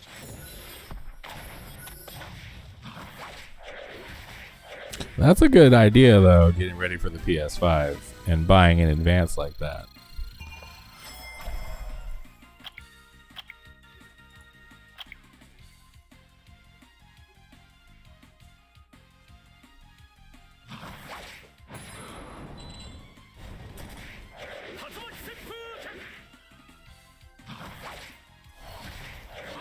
I don't know, right now the only thing I see interesting about the PS5 is just Demon Souls. That Demon Souls remake is gonna be, whew, That's gonna be amazing. And that's the only thing I think is gonna be worth it. I don't know, right? Release right now.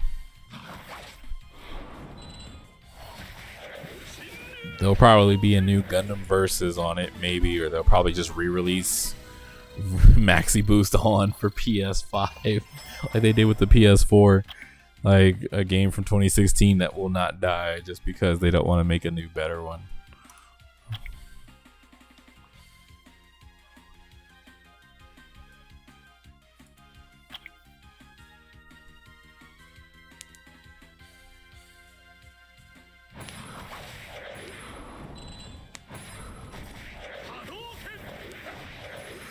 Yeah, Ghost of Tsushima looks really, really good.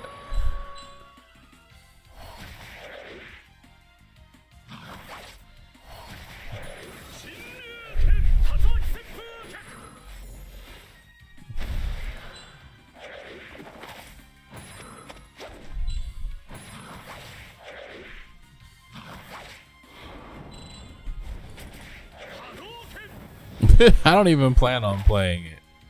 Man, I know what type of trap that is. It's like, that's like, how can I put it? It's like Sekiro. It's like Sekiro mixed with actual Tenchu. Like when I saw the Tenchu aspect, the stealth mechanics from the Ghost, I was like, nope, not playing that on PS4. They better release that on PC. If they don't, I'm never gonna play it because I cannot devote that much time. Exactly, it's like Skyrim. Actually, yeah, I think it's like Skyrim and mixed with Tenchu. That's why I was like, nah, I'm good. I have a life. Well, at the time when they were showing the previews and stuff, and you know the live stream and going through the gameplay, I was like, nope. I have a work life.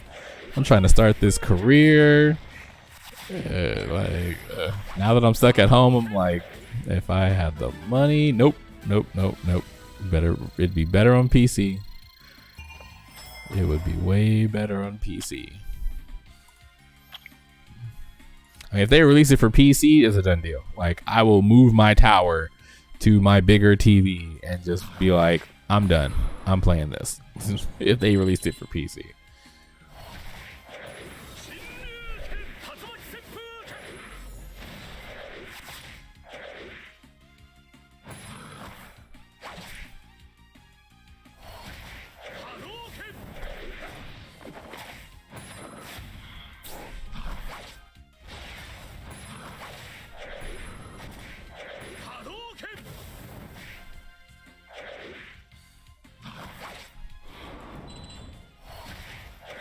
Played 15 minutes of it, put the controller down, and walked away slowly. I don't blame you. I don't blame you at all.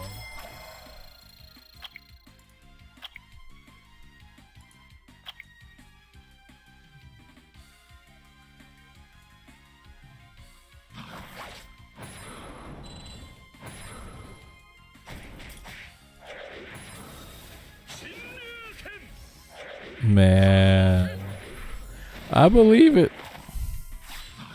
That's why I said if they ever put Ghost of Tsushima on PC, it's a done deal. That's done. Like that's like game of the century right there. It's only being held back by the PlayStation.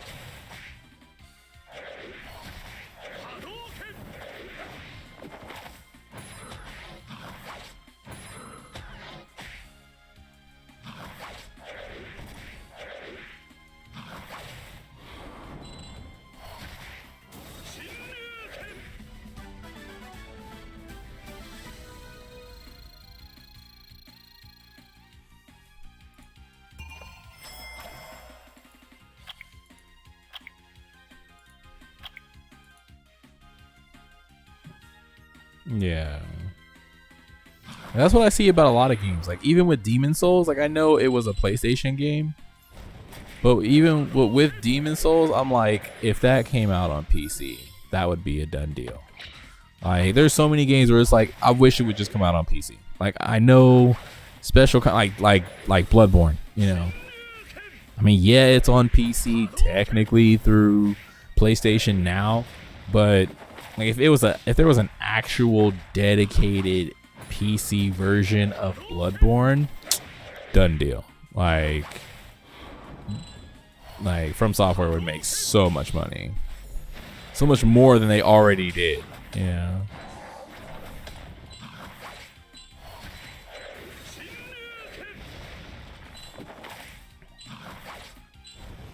Yeah. I mean, like, it probably won't, to be honest. I mean, even though Bloodborne, like, it is a From Software game, but technically, you know, they had to use Sony's studio to make it. And that's the thing about Sony specific games. Like, when you make a game with Sony, specifically with Sony, you have to use their hardware, which means they're like, it's kind of like they own it just completely. Which is why we'll never get another Dark Sector. You know, like Warframe. And they've talked about, like Steve talked about, like the reason why they can never acknowledge Dark Sector, even though, you know, it's pretty much the first version of Warframe, is just because they made it with Sony Studios. They had to use their hardware, so it's in their contract. Like they can never touch that IP ever again. They can't even talk about it legally. Like they can't even say the name of the game itself without risk of being hit with a lawsuit. And it's really effed up.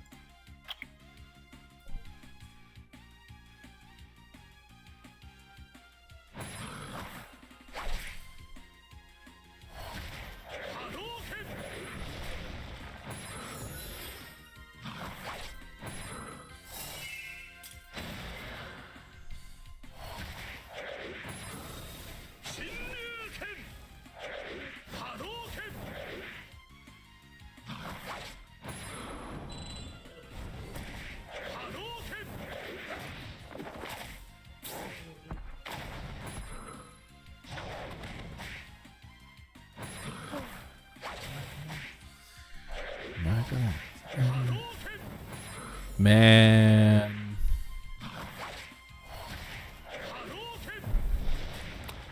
that's what I'm saying, man.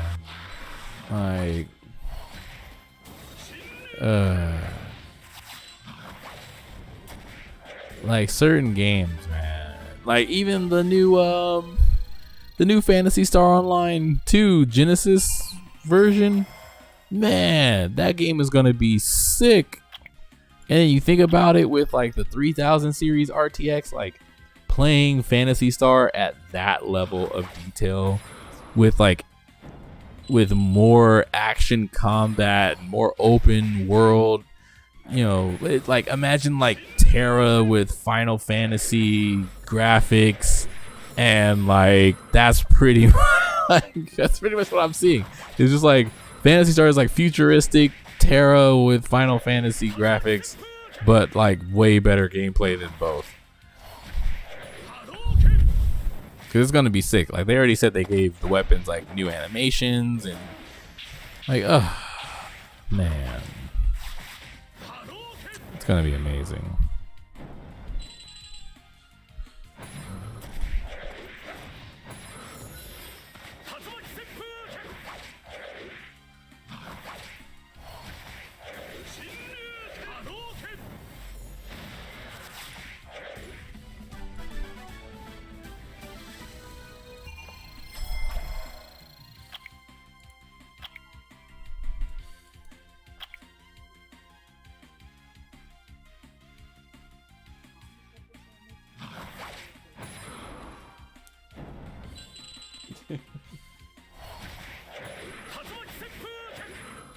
Look on Summer's face. He's like, you stopped us from hugs to make jokes. Like, man.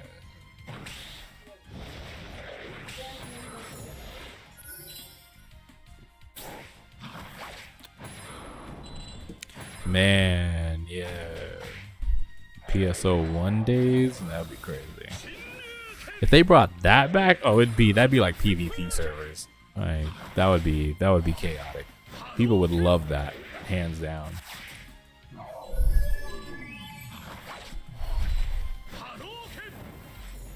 Especially all the new players, they would really love that old, you know, dropping your gear if you die mechanic.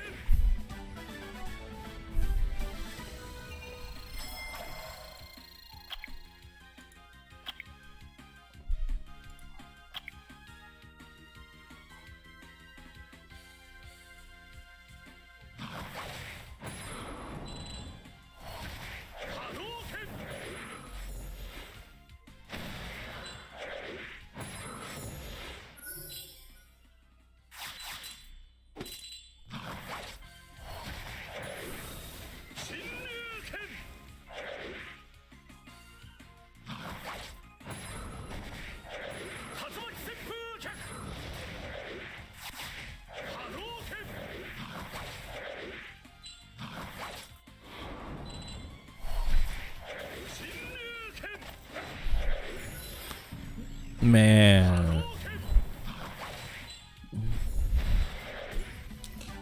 I always I'm depressed about the fact that we'll never get the Star Wars game that I've always wanted. I just like,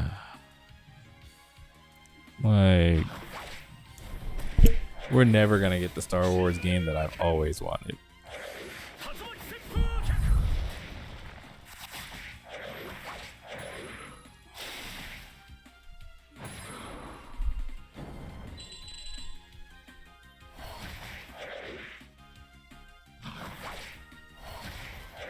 Yeah, exactly.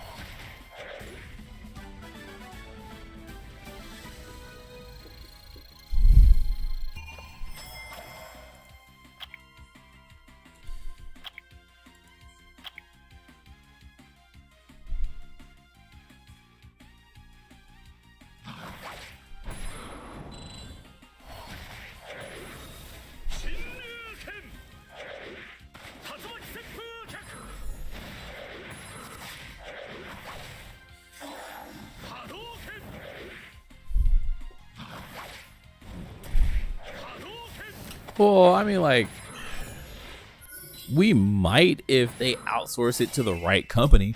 Like, if, hands down, if Disney was to outsource Star Wars to Platinum Games, it would be a done deal.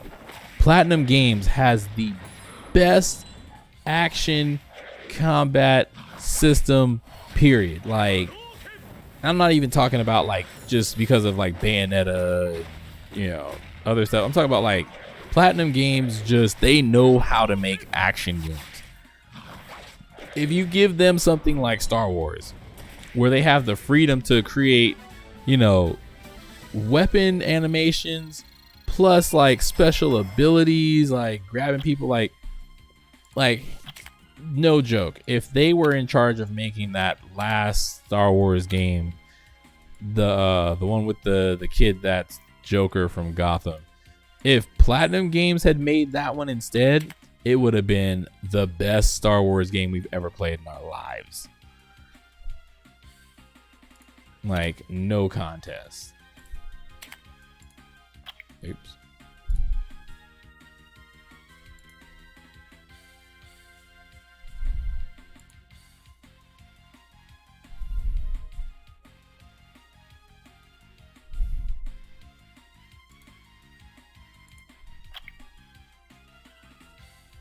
Poncho Star Wars.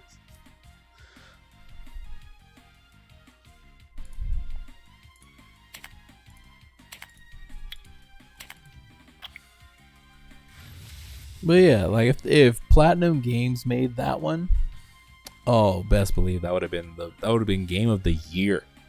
Literally hands down. Nothing would have been able to compete with that because Platinum would have got the music right. They would have got the action, the animations all down perfectly. They would have got the storyline way better. Yeah, it would have been just a literal love letter to Star Wars.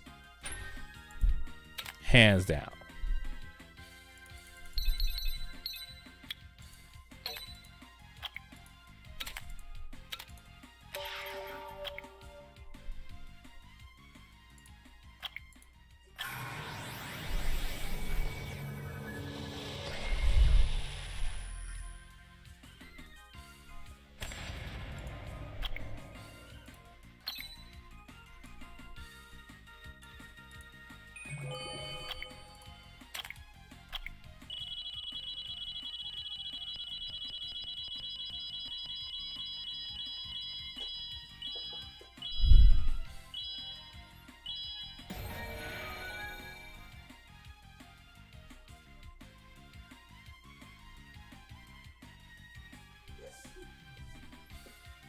No, it wouldn't be that. It's because Disney has no clue who Platinum Games is, and they would never even think to look for the best company to represent their game because they're so stuck on, oh, let's just stay local and give it to EA, even though EA is one of the biggest. Well, I'm not going to go there, but anyway, you know what I mean.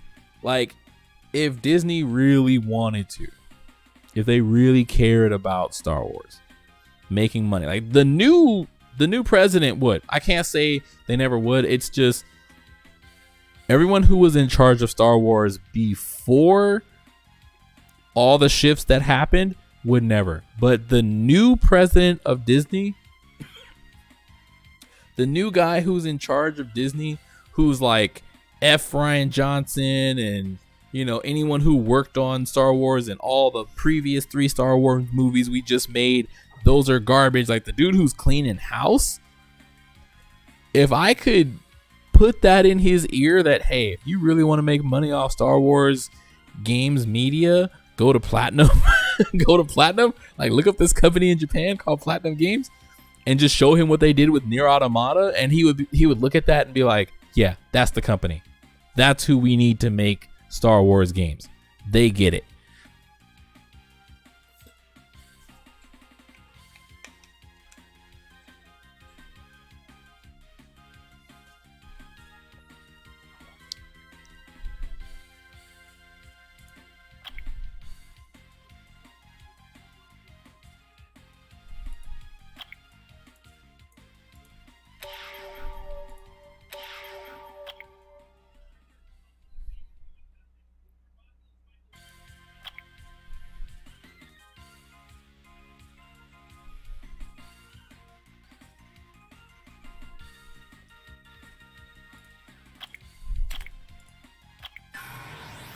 What about Wukong?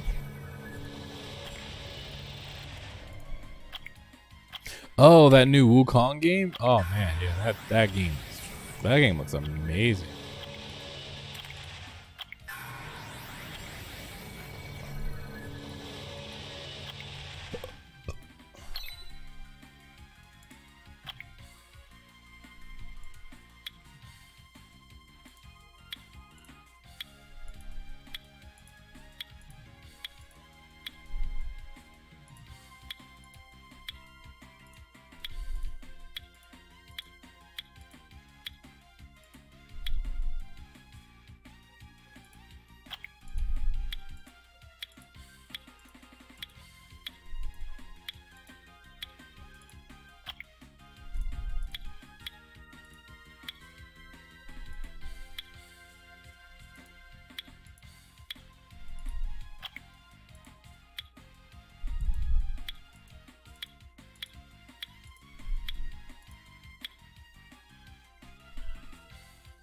Yeah. I'm not even interested in Valhalla. Not I like no one can sell me on the idea of Assassin's Creed Valhalla. They should have just called it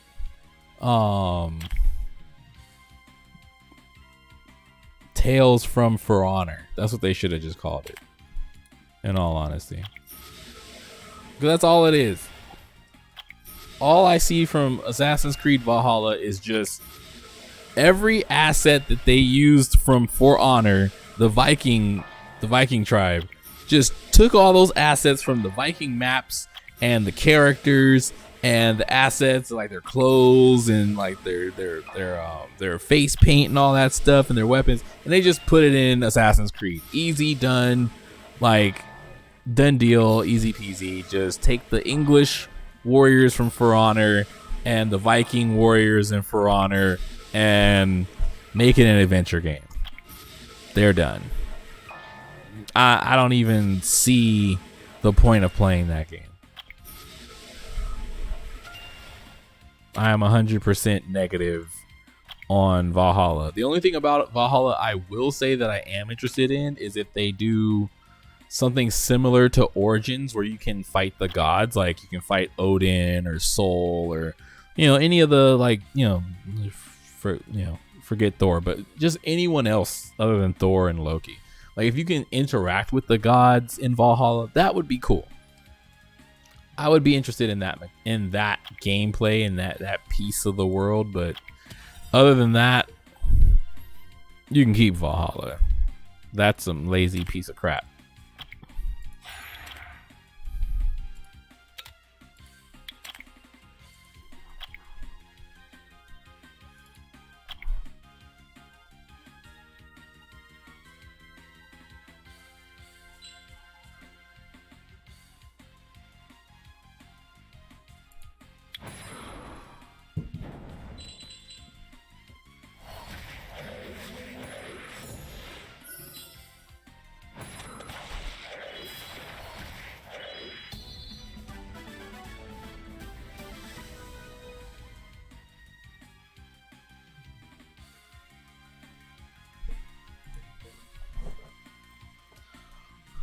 Well, yeah, I get that. I mean, there's nothing wrong with liking Norse mythology, but it's not an Assassin's Creed game.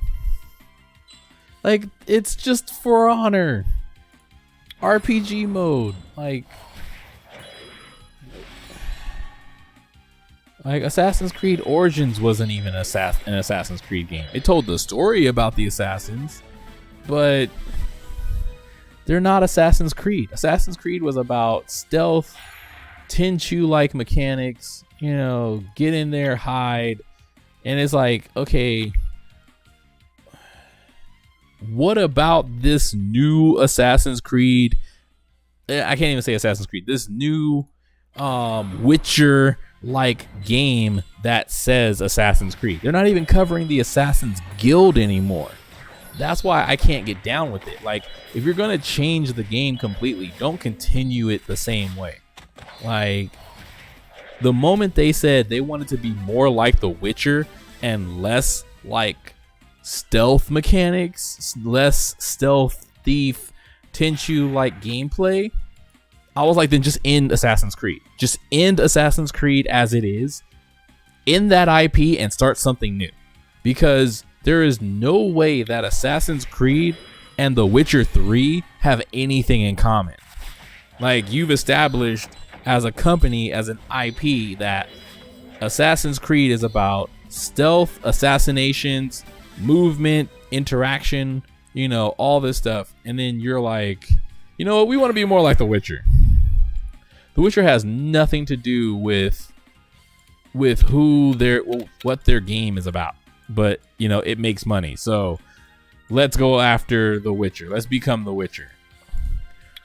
Then just stop calling it Assassin's Creed. That's my thing. Just stop calling it Assassin's Creed, because that's not what it is anymore. AC Origins was the last Assassin's Creed game.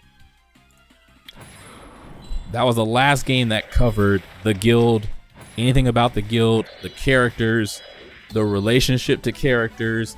It covered how one of the gods of Egypt predicted the end of the world, which is what happened in the main storyline, you know, with the main character from 1, 2, and 3, Desmond. Like, they mentioned that in Assassin's Creed Origins. So it's like, okay, that was the end. Assassin's Creed Origins is hardline the end of this IP. What are they doing now? Odyssey was just pure crap compared to just what Assassin's Creed has to offer. It told you nothing about the history of the guild or the Templars or the Jews or the assassins. Nothing. It gave you nothing on what the game world is about. It's just, now they're just making historical games. If they want to make historical games, then fine, make historical games, but don't call it Assassin's Creed. That's a slap in the face to the IP. Like, they're now disgracing their own IP, which is weird.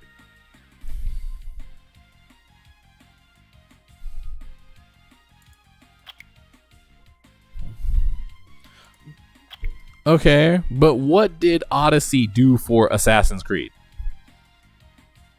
Like, who are the assassins?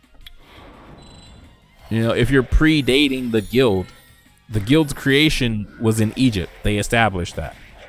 So if you're going before Egypt, what does this have to do with the Assassin's Guild? Like, neither of the two characters that they introduce as the main characters are even related. Usually that's what they do. Like, ever since Assassin's Creed 3, after that, they introduced a character that's somehow related to a guild member that has to do with the main part of the story. You know, like Unity. Unity, the child was, the main character that you play as is the child of an assassin. That assassin was killed off in, what game was it? The one where you're playing as the rogue assassin, the one who's an assassin killer. Like, he kills that kid's dad. And it's like, well, where did that assassin killer come from? That assassin's killer came from the what was it? Conway, I think it was. The pirate assassin. Where even like there was a connection where one character from one game branched off and moved to another game, or had impact on another assassin. You know, like it followed a trend. So it was like Black Flag. There we go. Black Flag had characters that branched out. You know, like in Assassin's Creed 3, there was a freed slave who got her own game, Assassin's Creed Liberty. She was connected to Connor. So it's like, okay, if she's connected to 3, well, who else does she know? She was also connected to the freed slave in Black Flag. So it was like, okay, you see where this is connecting. Like, they're creating a world. And then you get to Odyssey and it's just like no interaction whatsoever. No one even remotely has anything to do with the storyline or where the story's going or the interaction with the main line. Nothing. It's just a completely separate game that has nothing to do with the guild. And I just can't get down with that. Like, no matter what, I just can't accept that.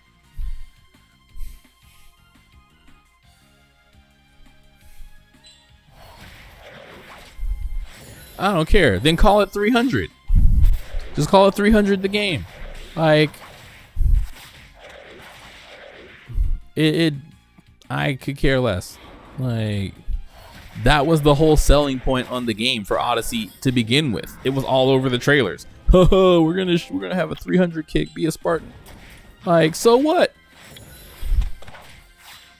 Yeah, if I want to Spartan kick people, I can play God of War. Same thing. Or I can go play Smite. There are plenty of other games where I can be a Spartan and Spartan kick somebody. Heck, I can even do that in Halo. So, like, what does it matter in an Assassin's Creed game? Why is that a selling point?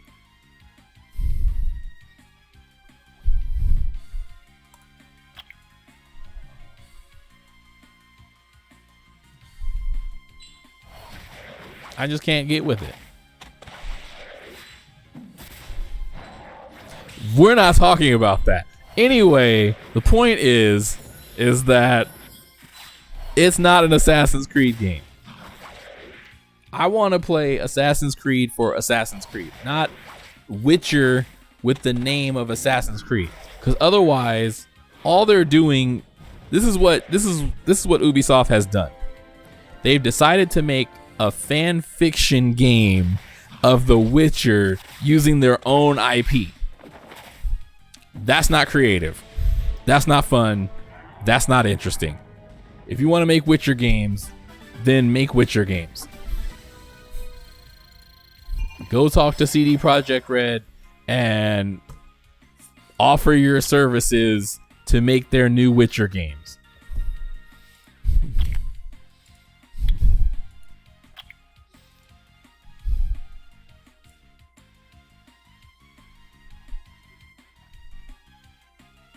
I forgot what I was doing.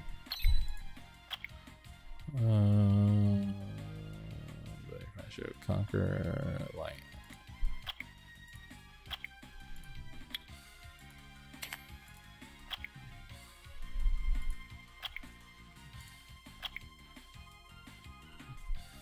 Man, you know how I feel about fan fiction.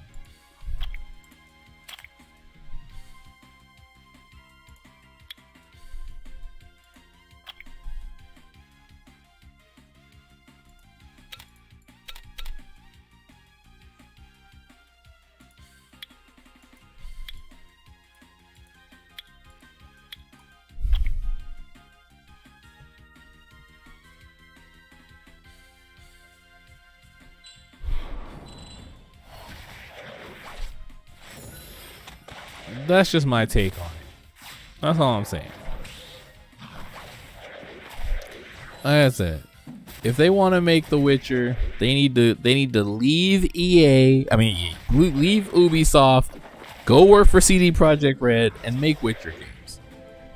Go make off-brand Witcher games or side story Witcher games. Don't ruin my Assassin's Creed games because you want to be more like someone else. That makes no sense.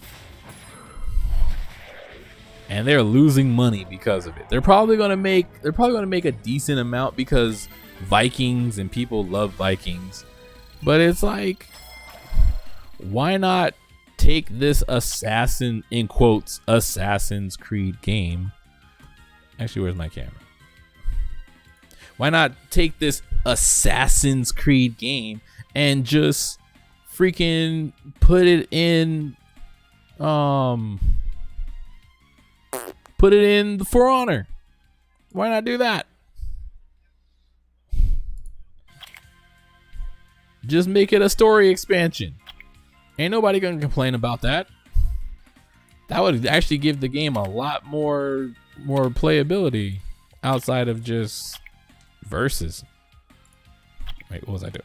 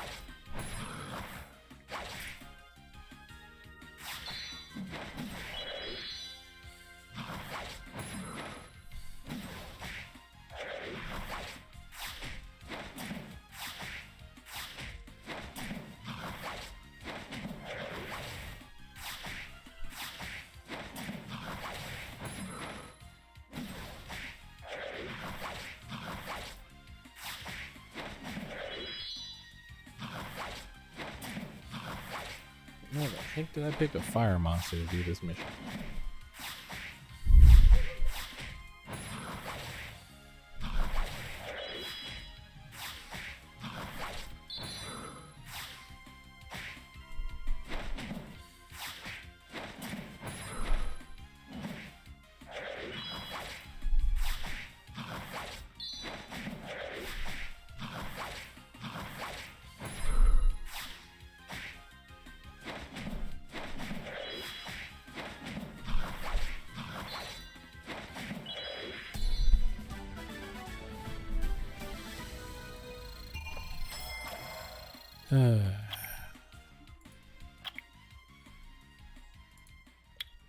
But anyway, I'm gonna get off my soapbox. It's not gonna make a difference. Nothing I say will matter. Nothing I say matters. It's about what happens in games, because companies are gonna do what they want to do. You know, that's why they make the big bucks, because they know how to fail and still make it look good. They know how to make garbage and sell it like it's fresh squeezed lemons.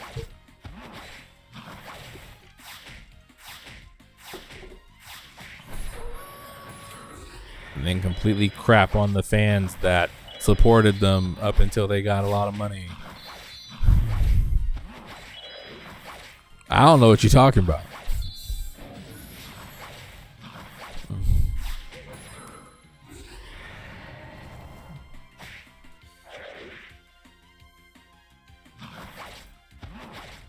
Speaking of, has there been any new announcements about the new Dragon Age?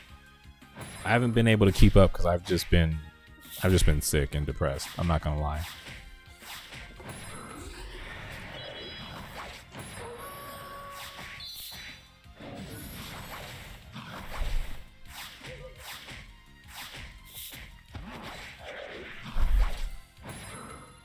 Nothing? No new development or screenshots or anyone getting fired or anything like that?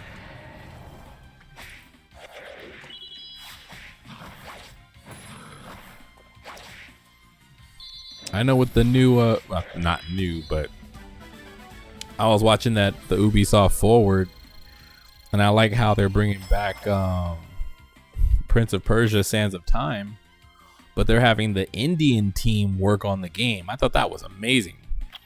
Like, that is how you do it. Like, get the people who know about the culture to work on the game and make sure it's done right. Like, I wish they would do more than just a remake, though, because they, like,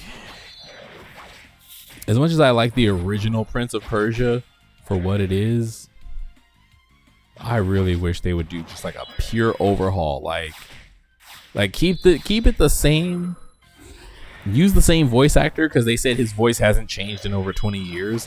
Like, use the same voice actor, you know, keep it the same story, but just make it like Platinum would make it. Platinum Games, man, definitely can't praise them enough. Yeah, that's true. Oh, well, like, yeah, that's true. With EA, no news at all. Because, like, the Anthem team, they've been updating us on Reddit whenever they have a chance. Which, their progress has been looking really good. The Anthem team is really pulling it through.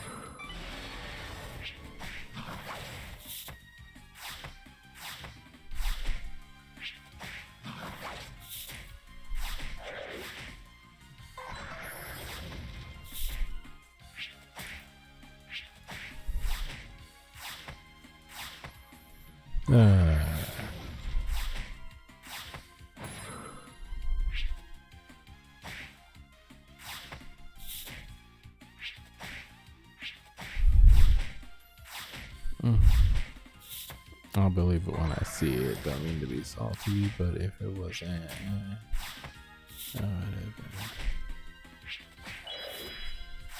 the game is still fun to play even now. Like, with the recent updates that they have done, Like they increased like weapons and combos and stuff. Like you can build some pretty sick loadouts for Anthem. Like the game never stopped. It's just in the perception. Why is this loose?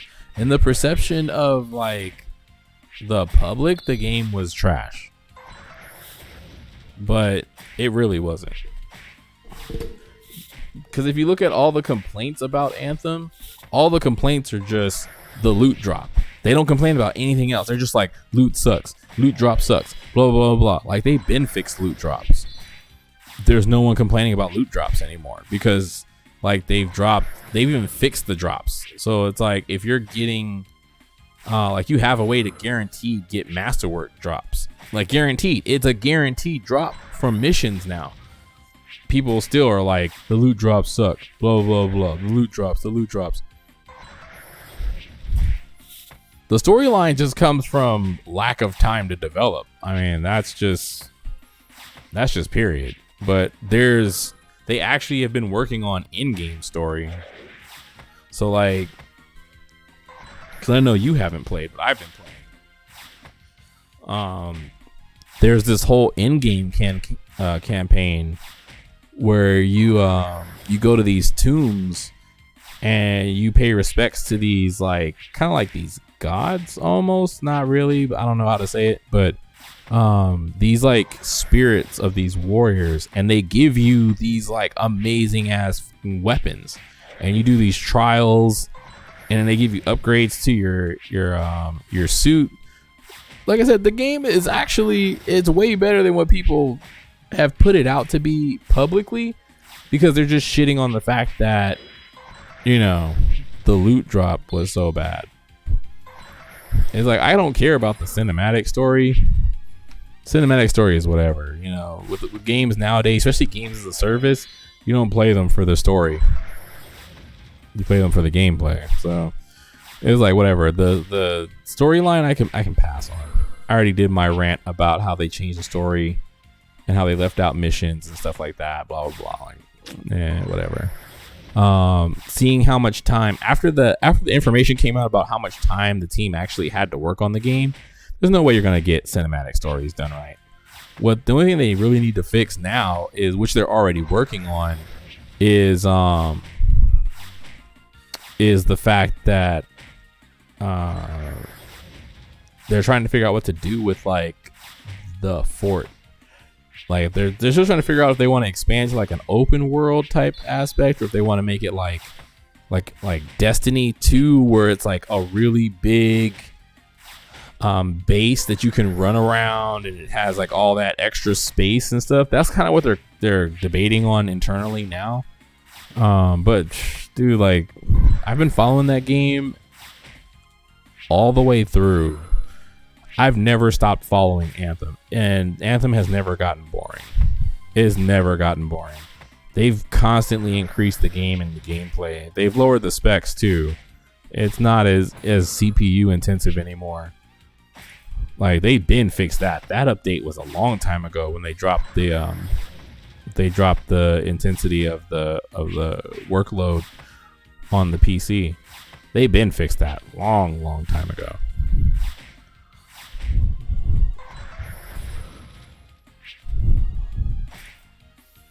Like that game runs so smooth now. Like not even joking, the game runs smooth. Like I could load it up right now. It only take a couple seconds. They've been overhauled it. Like the moment EA gave up on the game instantly got better. Instantly. Like the moment EA was like, you know what? This was a dumb project. We didn't make any money off of it.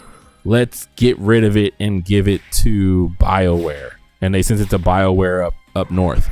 BioWare up north, who works on SOTOR, the same company, the same group that works on SOTOR, was like, oh, we know what to do with this game.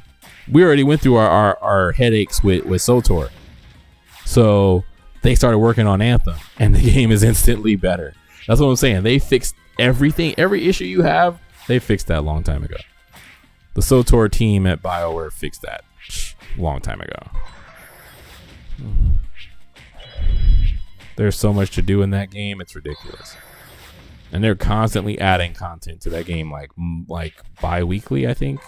It's pretty much, Anthem has turned into the new Warframe. We'll put it that way, but with a better foundation. That's what Anthem is. That's how you have to look at Anthem. Anthem is not this games as a service type, looter shooter, whatever the fuck you want to call it. It's Warframe. That's what it is. Anthem is Warframe with 3 Warframes in the game. That's it. 3 Warframes with a crap ton of weapons. And like a crap ton of mods and like way different ways to play. Like it's a little bit more of a how can I put it? Because Anthem and Warframe are extremely similar. Not alpha, it's like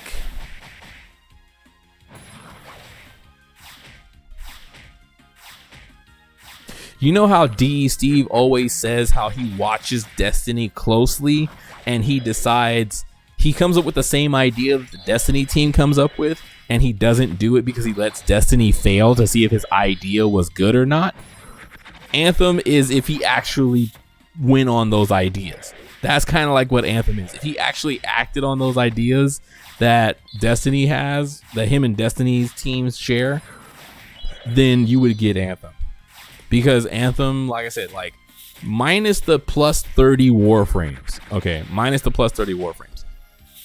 Each Anthem suit has, I think, 3 elements to it. So, like, let's say the caster one, I forgot what it's called, the one that floats in the air. It has lightning and it has ice and it has something else. I forgot what the other one is. If you were to take that and amplify it, so like if you want to do a pure lightning build, you can do a pure lightning build. And there are different ways to use lightning powers with that suit. So you'd have your Volt. But with that same suit, you could take it and change it and make it ice. So then you would have your Frost. So you have your frame that's like freezing stuff, like, completely crowd control type, combo centric. God, I always forget what the powers are. It's like lightning, ice, and something else. I forgot what it does. But like I said, they made that game. The way Anthem is now, I see it just like Warframe.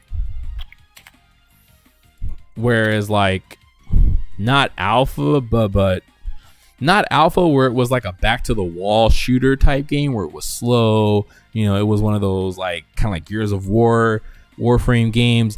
I would say more like towards the end of Warframe's beta, where they hadn't introduced a parkour system just yet, but they had worked on Melee 2.0, where you could equip the melee by itself. That's where I see it being at right now.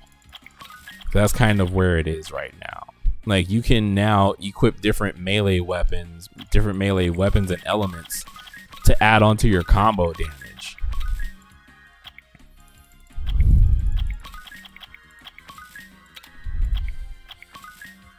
Lich King 5 times, sure.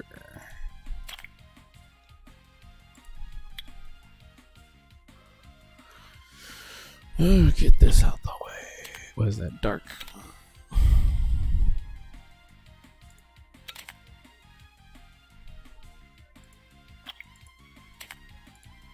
I just went to the same one. Is the Lich King all dark now? What the heck? What happened to the wind version? Wait a second. Is the giant only water now? Oh my god. I did not realize they changed it. The giant is only water element, the dragon is only fire element, and the Lich King is only dark. Huh. That changes things. Because I had a loadout for each one of his elements. Wow. But yeah, that's how I look at Anthem. Like, the grenades, have different elements now. The weapons you can find. There's a part of the game now that they incorporated where you can find a new melee weapon, so you can add melee to your elemental combos. They've got different types of guns now with different types of effects. Every suit has different powers, has different elemental powers. So it's like, to be honest, like the game has completely done a 180, and I love it. Like Warframe's been good for a long time, but it lacks that hardcore foundation that makes it good. Whereas Anthem has the hardcore foundation, but lacks all the content that Warframe has. Like if they could merge or swap places, like if Warframe had the awesome foundation with the great mechanics and all that stuff, and the direction and focus where it knows what it is, that would be great. And if Anthem had as much content as Warframe has, that would be great. But they're kind of the same now.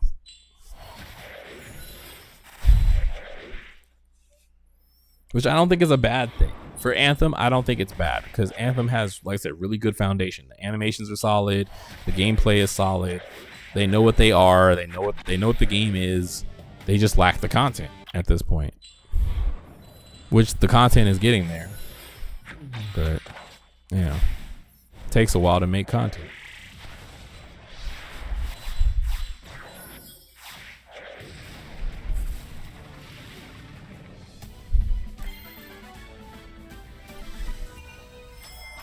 I said 3. I don't know why I said 3. I'm sorry. There's 4 suits in Anthem. I don't know why I always forget the Interceptor, because it wasn't there at launch. But the Interceptor is the fourth suit.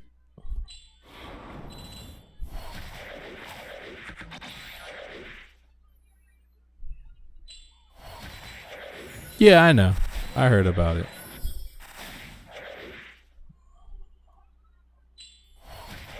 It's whatever.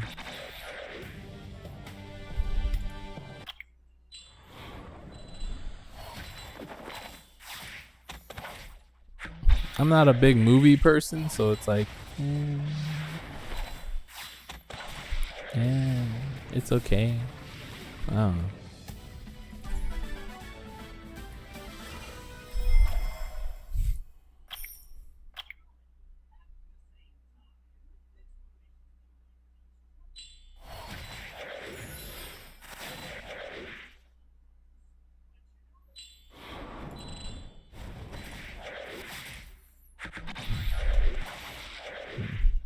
Did you start the download for Madden 21 before you left?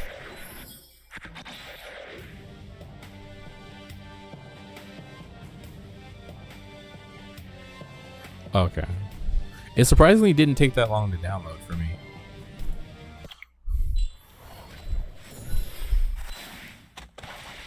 I mean, Dune was a cool book. I'm not gonna lie. It was a cool book. But as far as movies go, I'm just not that into movies. So it's hard for me to get excited about a movie.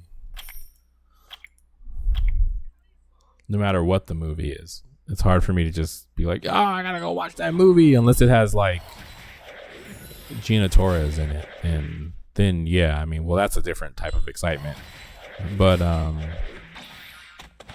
actually, yeah. Yeah, now that I think about it. If it had Uma Thurman or Gina Torres in it, then yeah, I'd be excited. But that's a different type of excitement.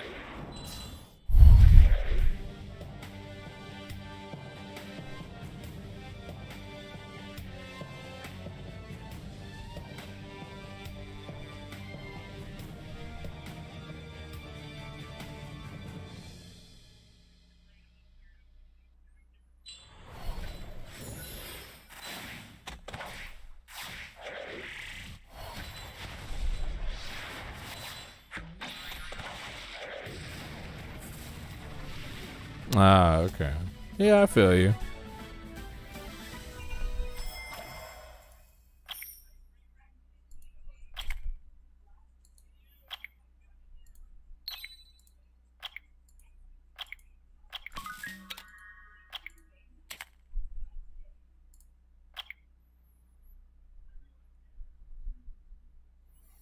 Like, yeah, I feel you.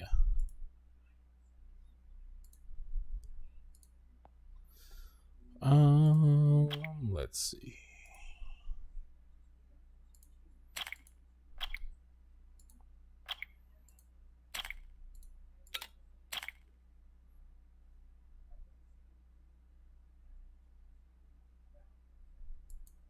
Pretty much Game of Thrones in space.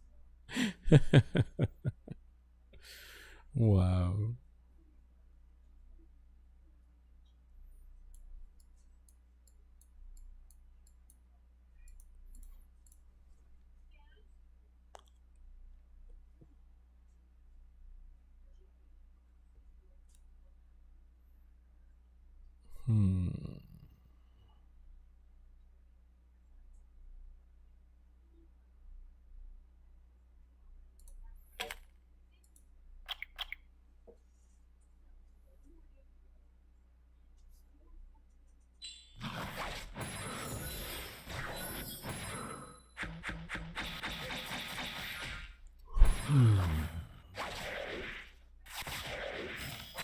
I'm so mad I can't even log into SOTOR.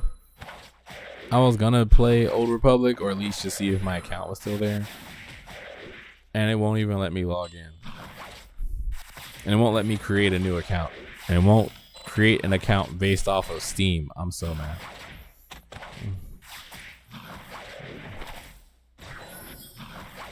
Oh, they are? Oh, okay.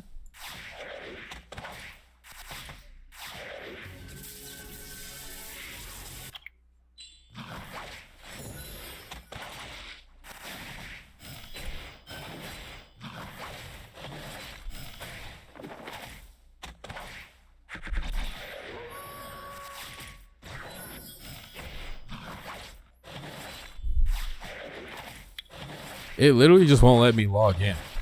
Like, even when I tried, it said something about, like, due to migration, something, contact support.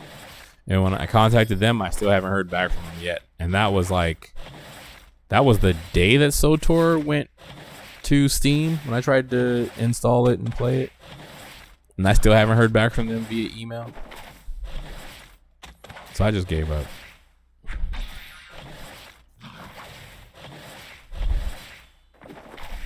Because even when I tried to create a new account,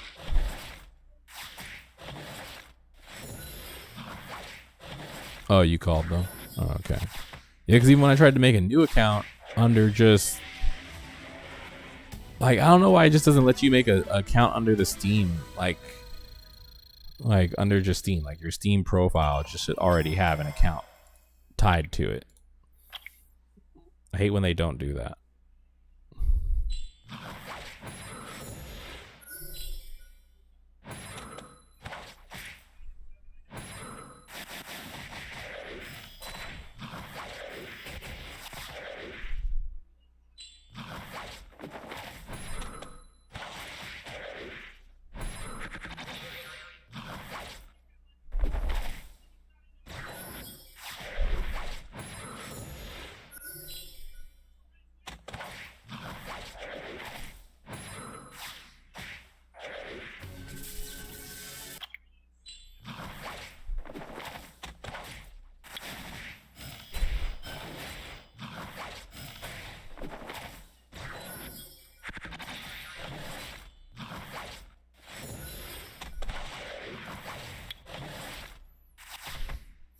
Did you know how many people?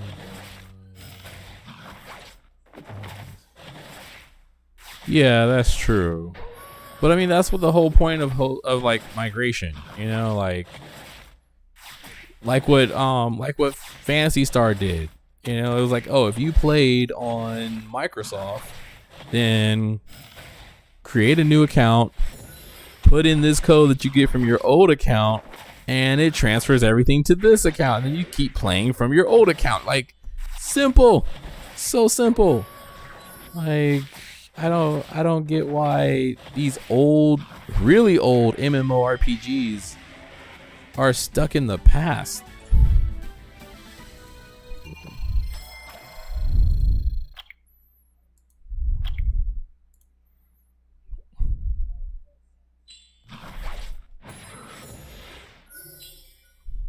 Like they're so afraid to just upgrade their game and move it forward. And I'm not saying it because of the SOTOR team, because they kind of got it at like a rough time. Like they brought that game down, and they don't have any problems acknowledging it. They apologized. You know, that was their first MMORPG with the team that's working on SOTOR now at BioWare and EA. But like all these old games, they're just so afraid to like upgrade and move forward and progress. It's so stupid.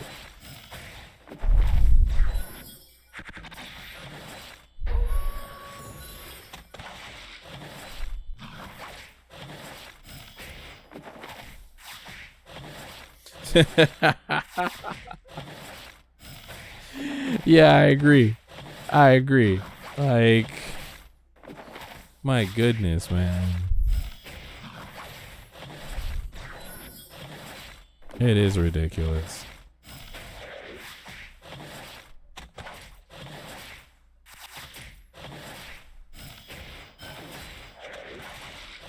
Wow, really?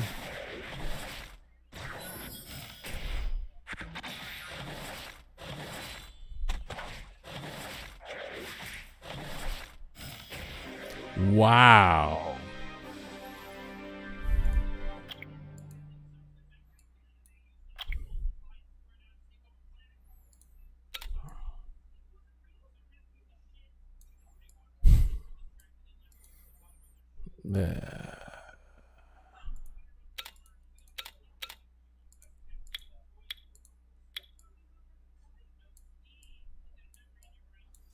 It's only I hate these restrictions. They're so annoying. Only can use monsters that came as default fours.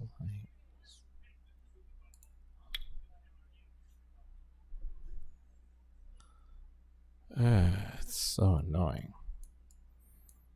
I don't have any good monsters at default 4.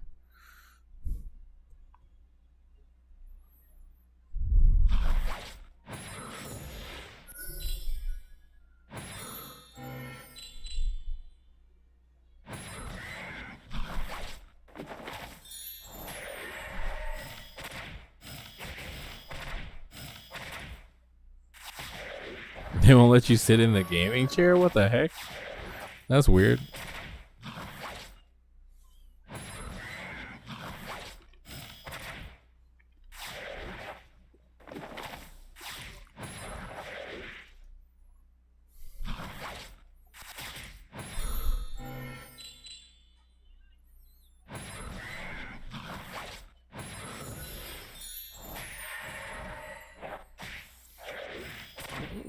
Actually, the chair I got from Staples, they let me sit in it during COVID. Well, the one that was on the floor, at least.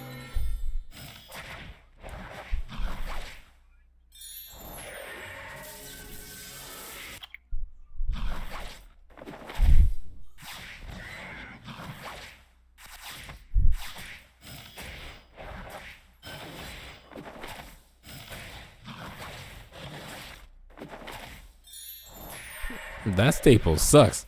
The one over by me is super chill.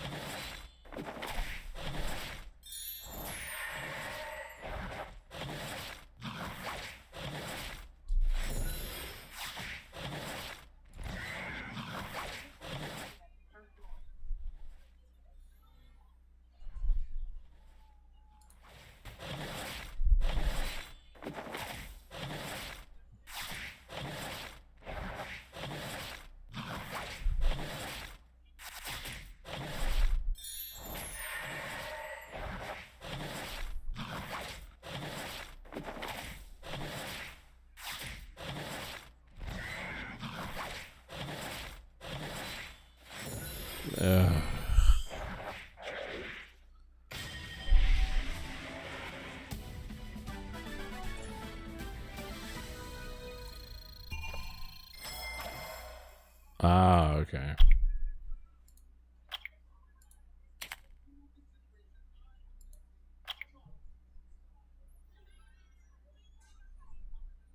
If I knew what the one mine is called, mine was a pretty good price because mine was only like, well, it was on sale because it's always on sale. This chair is like constantly on sale.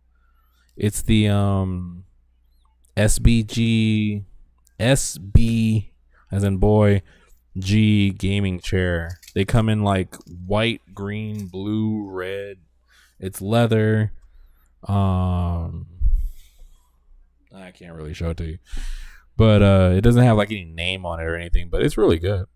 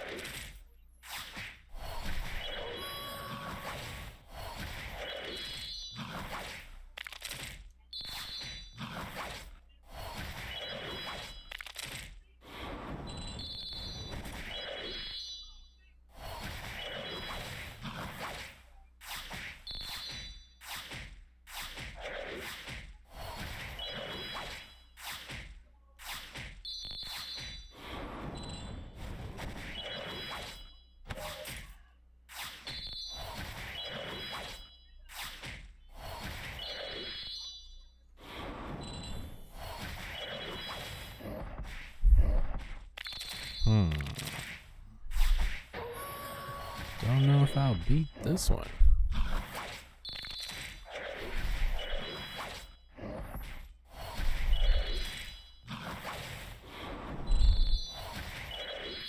If I had Kin on this account, I'm like so close but so far away at the same time.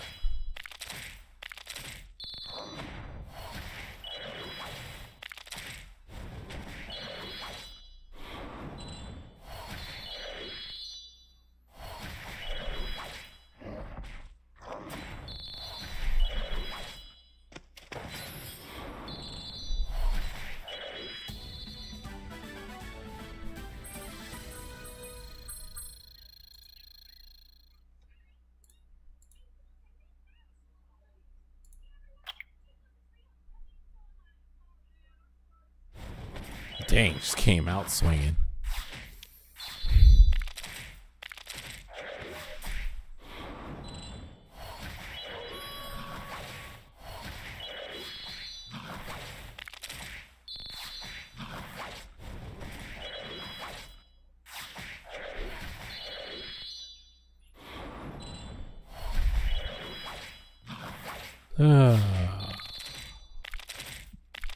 I think I got one more of these and then I'm done for the day. I might go back to playing some Armored Core. I couldn't sleep last night, so I was playing Armored Core 4. I just deleted all my save files. And I was like, F it, I'm gonna just play from scratch. And I had so much fun. Like, just getting back to just playing the game for the game without the lights and, you know, the setup and the mic and all that stuff. Just playing the game, just having fun. That was awesome. That's the only thing since the depression that has actually made me forget I was depressed and forget about my health issues this year, was playing Armored Core, just on the big screen, kicking back, feet up, having fun.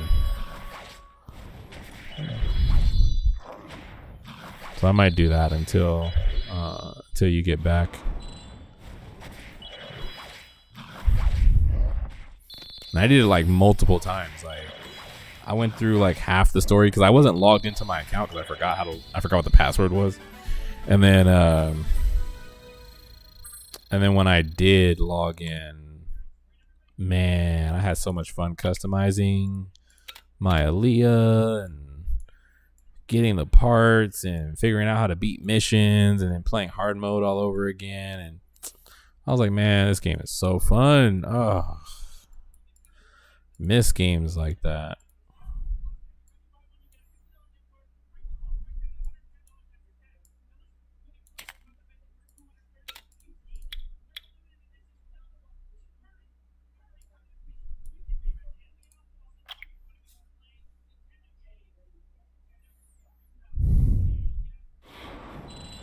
Okay.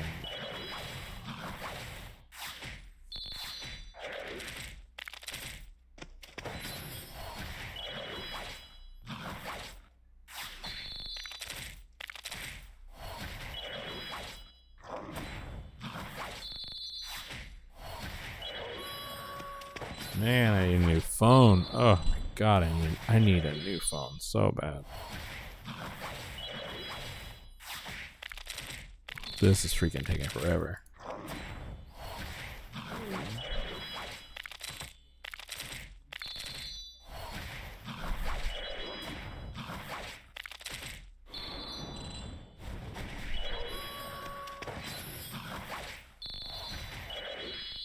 Okay, that's kind of like the one I have. Those arms are gonna hurt over after a while. Just letting you know. That's the only reason why I don't go with those. Because the arms are like this kind of like soft, kind of like it's kind of like a faux rubber plastic hybrid type of thing, and they deteriorate really fast. And then you're just getting plastic stabbing you in the arms.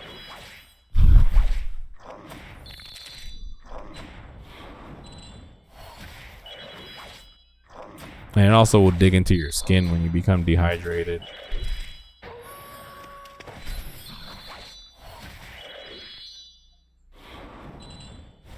Hold on, my brother is calling me.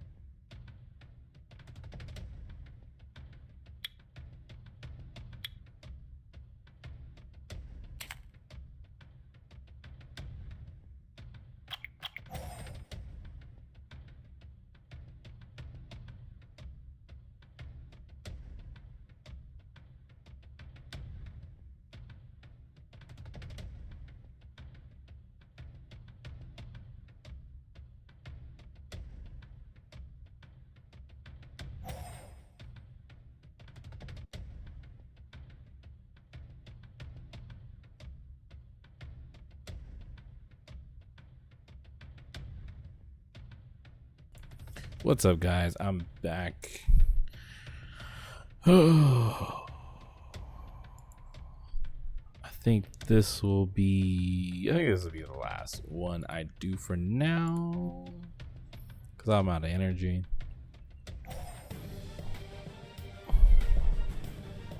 And I'm so close to getting kin, but I can't get the rest of the points until tomorrow's reset. So it's okay. All right, cool.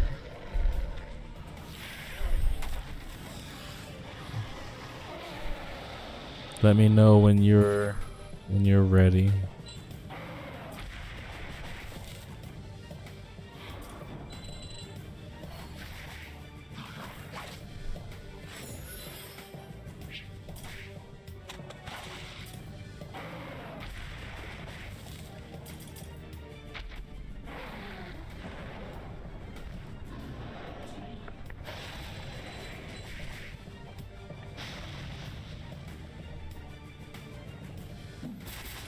This raid is pretty cool. I actually have a slightly better team than I thought I did.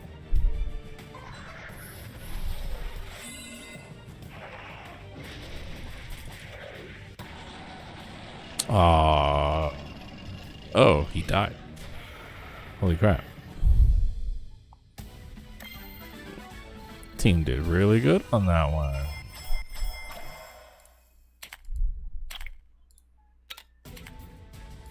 Alright, I'm out of energies, so that about does it for me in this mobile. Well, actually, wait, let me check. Give me a second. Okay, yeah.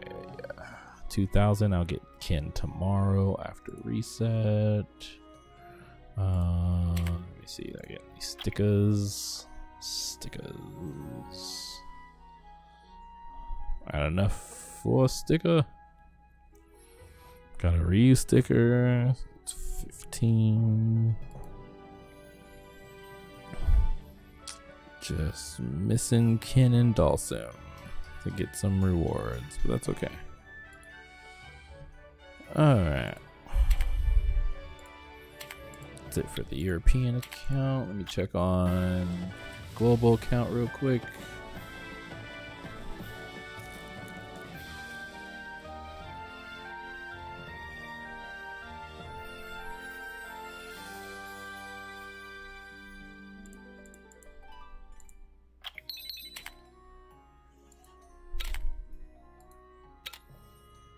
Energy is still recovering.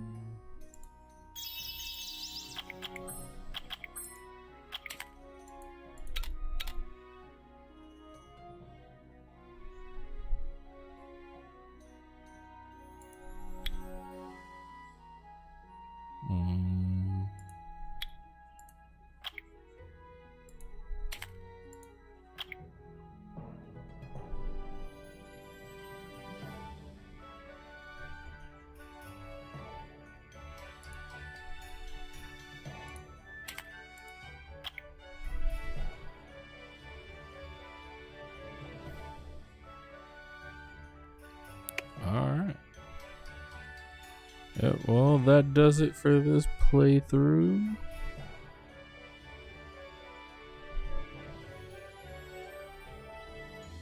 Oh, you can get a special Street Fighter scroll from that? I did not know about all this down here.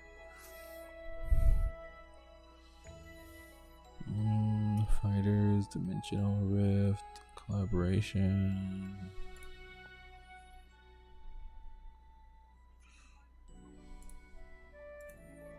I'll try it on here. Rift of the Worlds, see how good I do.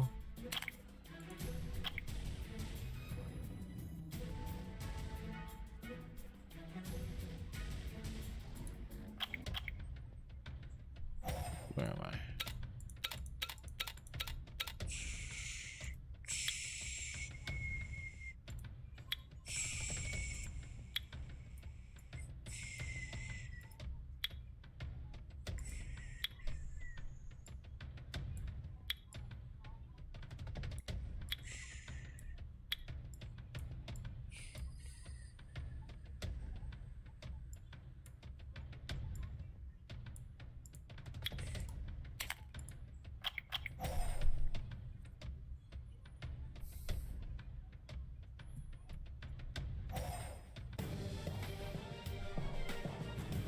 yeah, raid battle.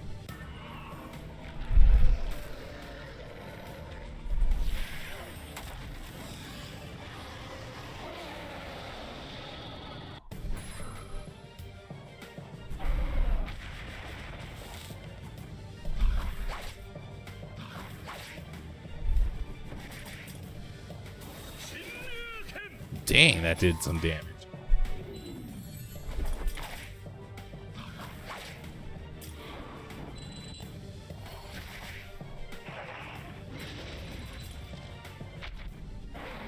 And I still got my shields. Nice.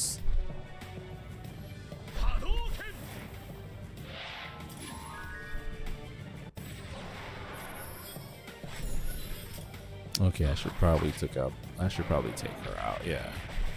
Because she can't put it to sleep, so that makes no sense. I need to put another healer or supporter in the back. Yeah, can't put it to sleep. Okay. I should put Vigor in her spot. I still got second.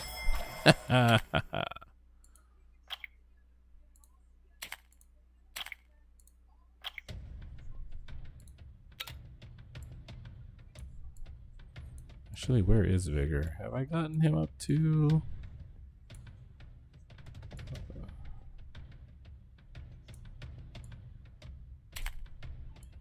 What does this guy do? Disrupts HP recovery, inflicts damage proportionate to HP to all enemies, and weakens their attack power, attacks the enemy, reviving one ally.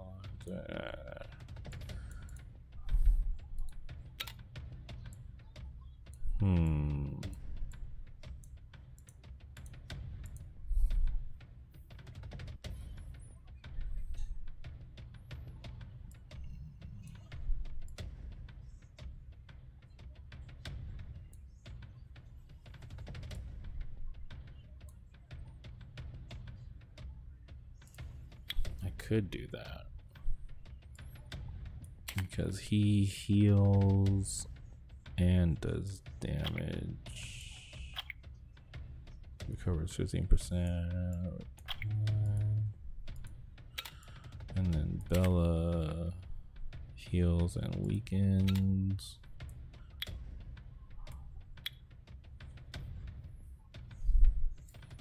And then she gives shields.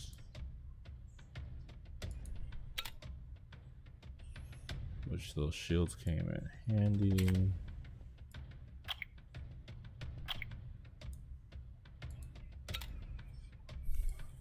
And Ken just did a crap ton of damage to it.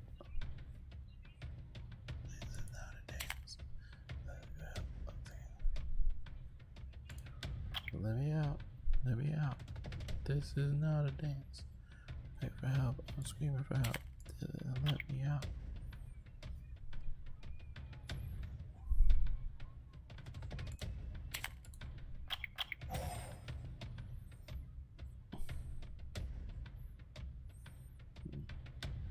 I wish it pulled from your storage also and not just from what you have available.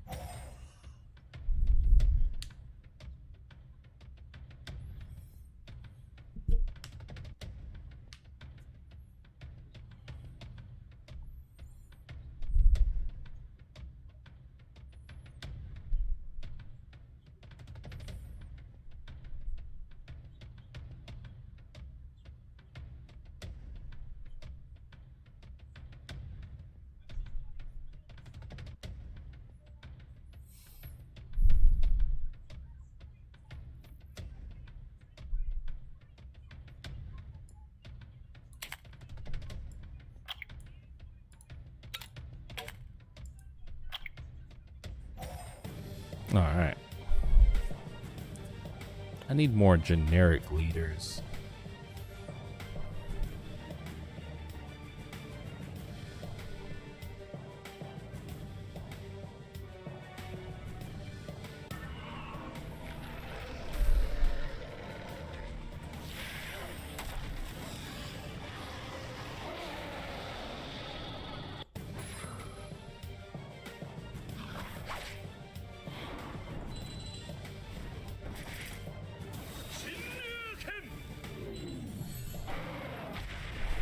Dang. My party does that much damage? I'm leading the pack.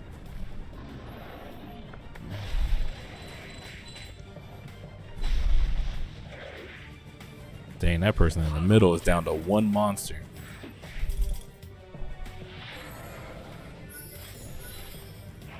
Dang, they died.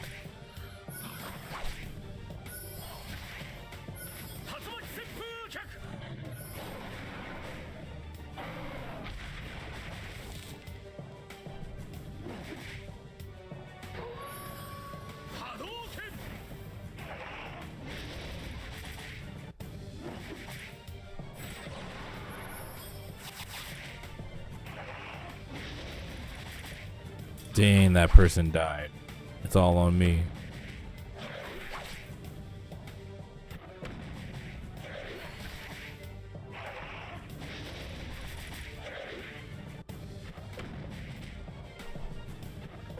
Dang.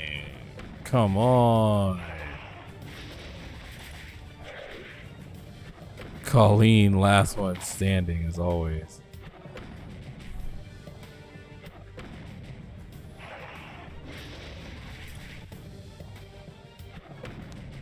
Dang. That just sucks. With the slow on me, I couldn't even like attack back. Dang.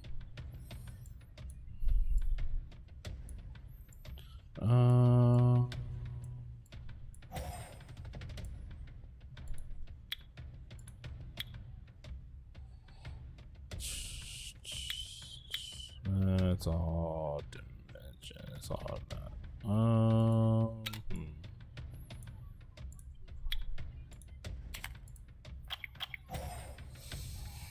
I need healer and speed. Definitely need that speed boost. Dang, the fact that I was carrying that raid up until the other guy died.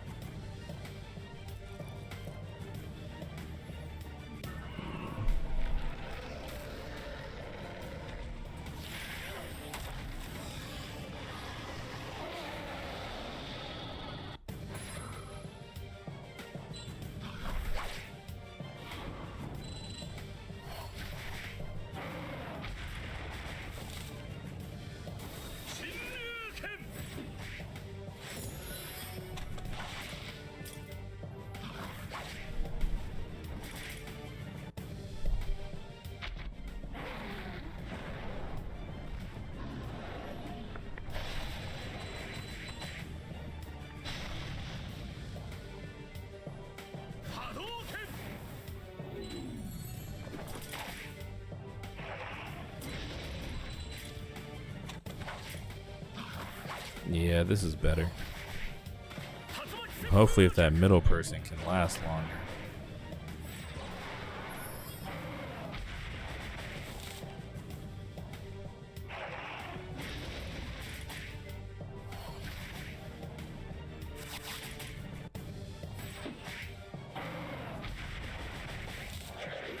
Uh-oh, there goes Ken.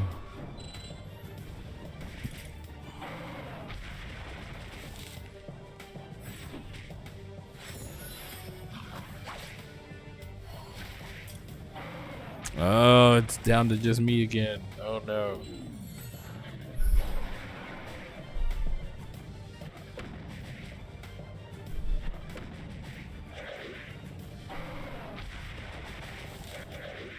Dang it, it's down to just Colleen again.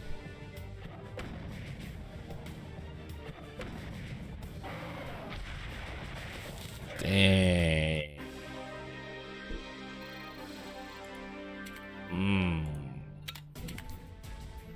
Oh, that was cool. I tried. Which one? Which one? Oh, I didn't even know about this. Cannon 50 battles. Oh, they actually help you make him a 6-star monster? That's awesome. Okay. Didn't know about that. Didn't know about this either.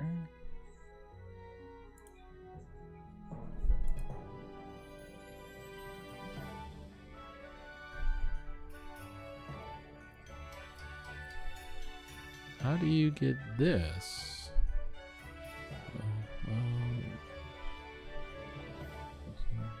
Read 1,000 accumulated points. Oh, that's nice. This is a very cool event.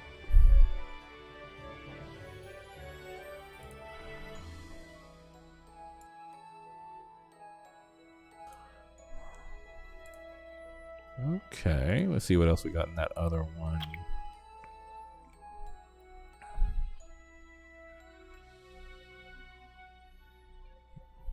Yeah, this one had the more stuff at the bottom.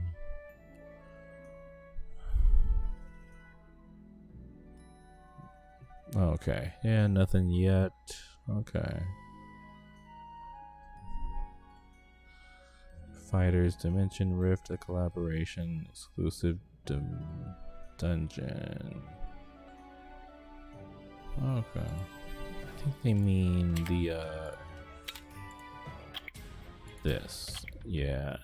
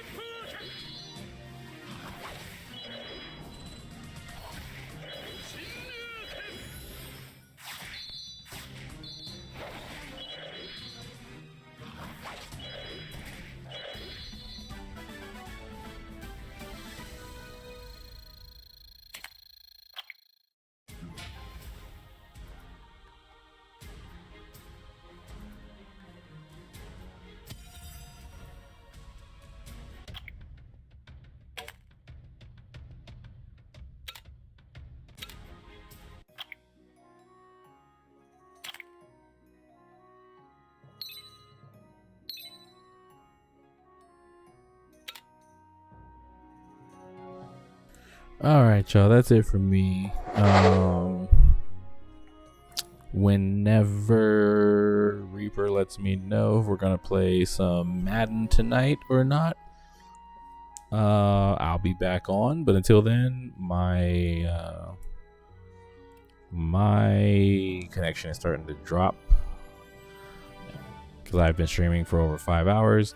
So I will see y'all later. It was fun. This was a good long day of Summoner War, and peace out.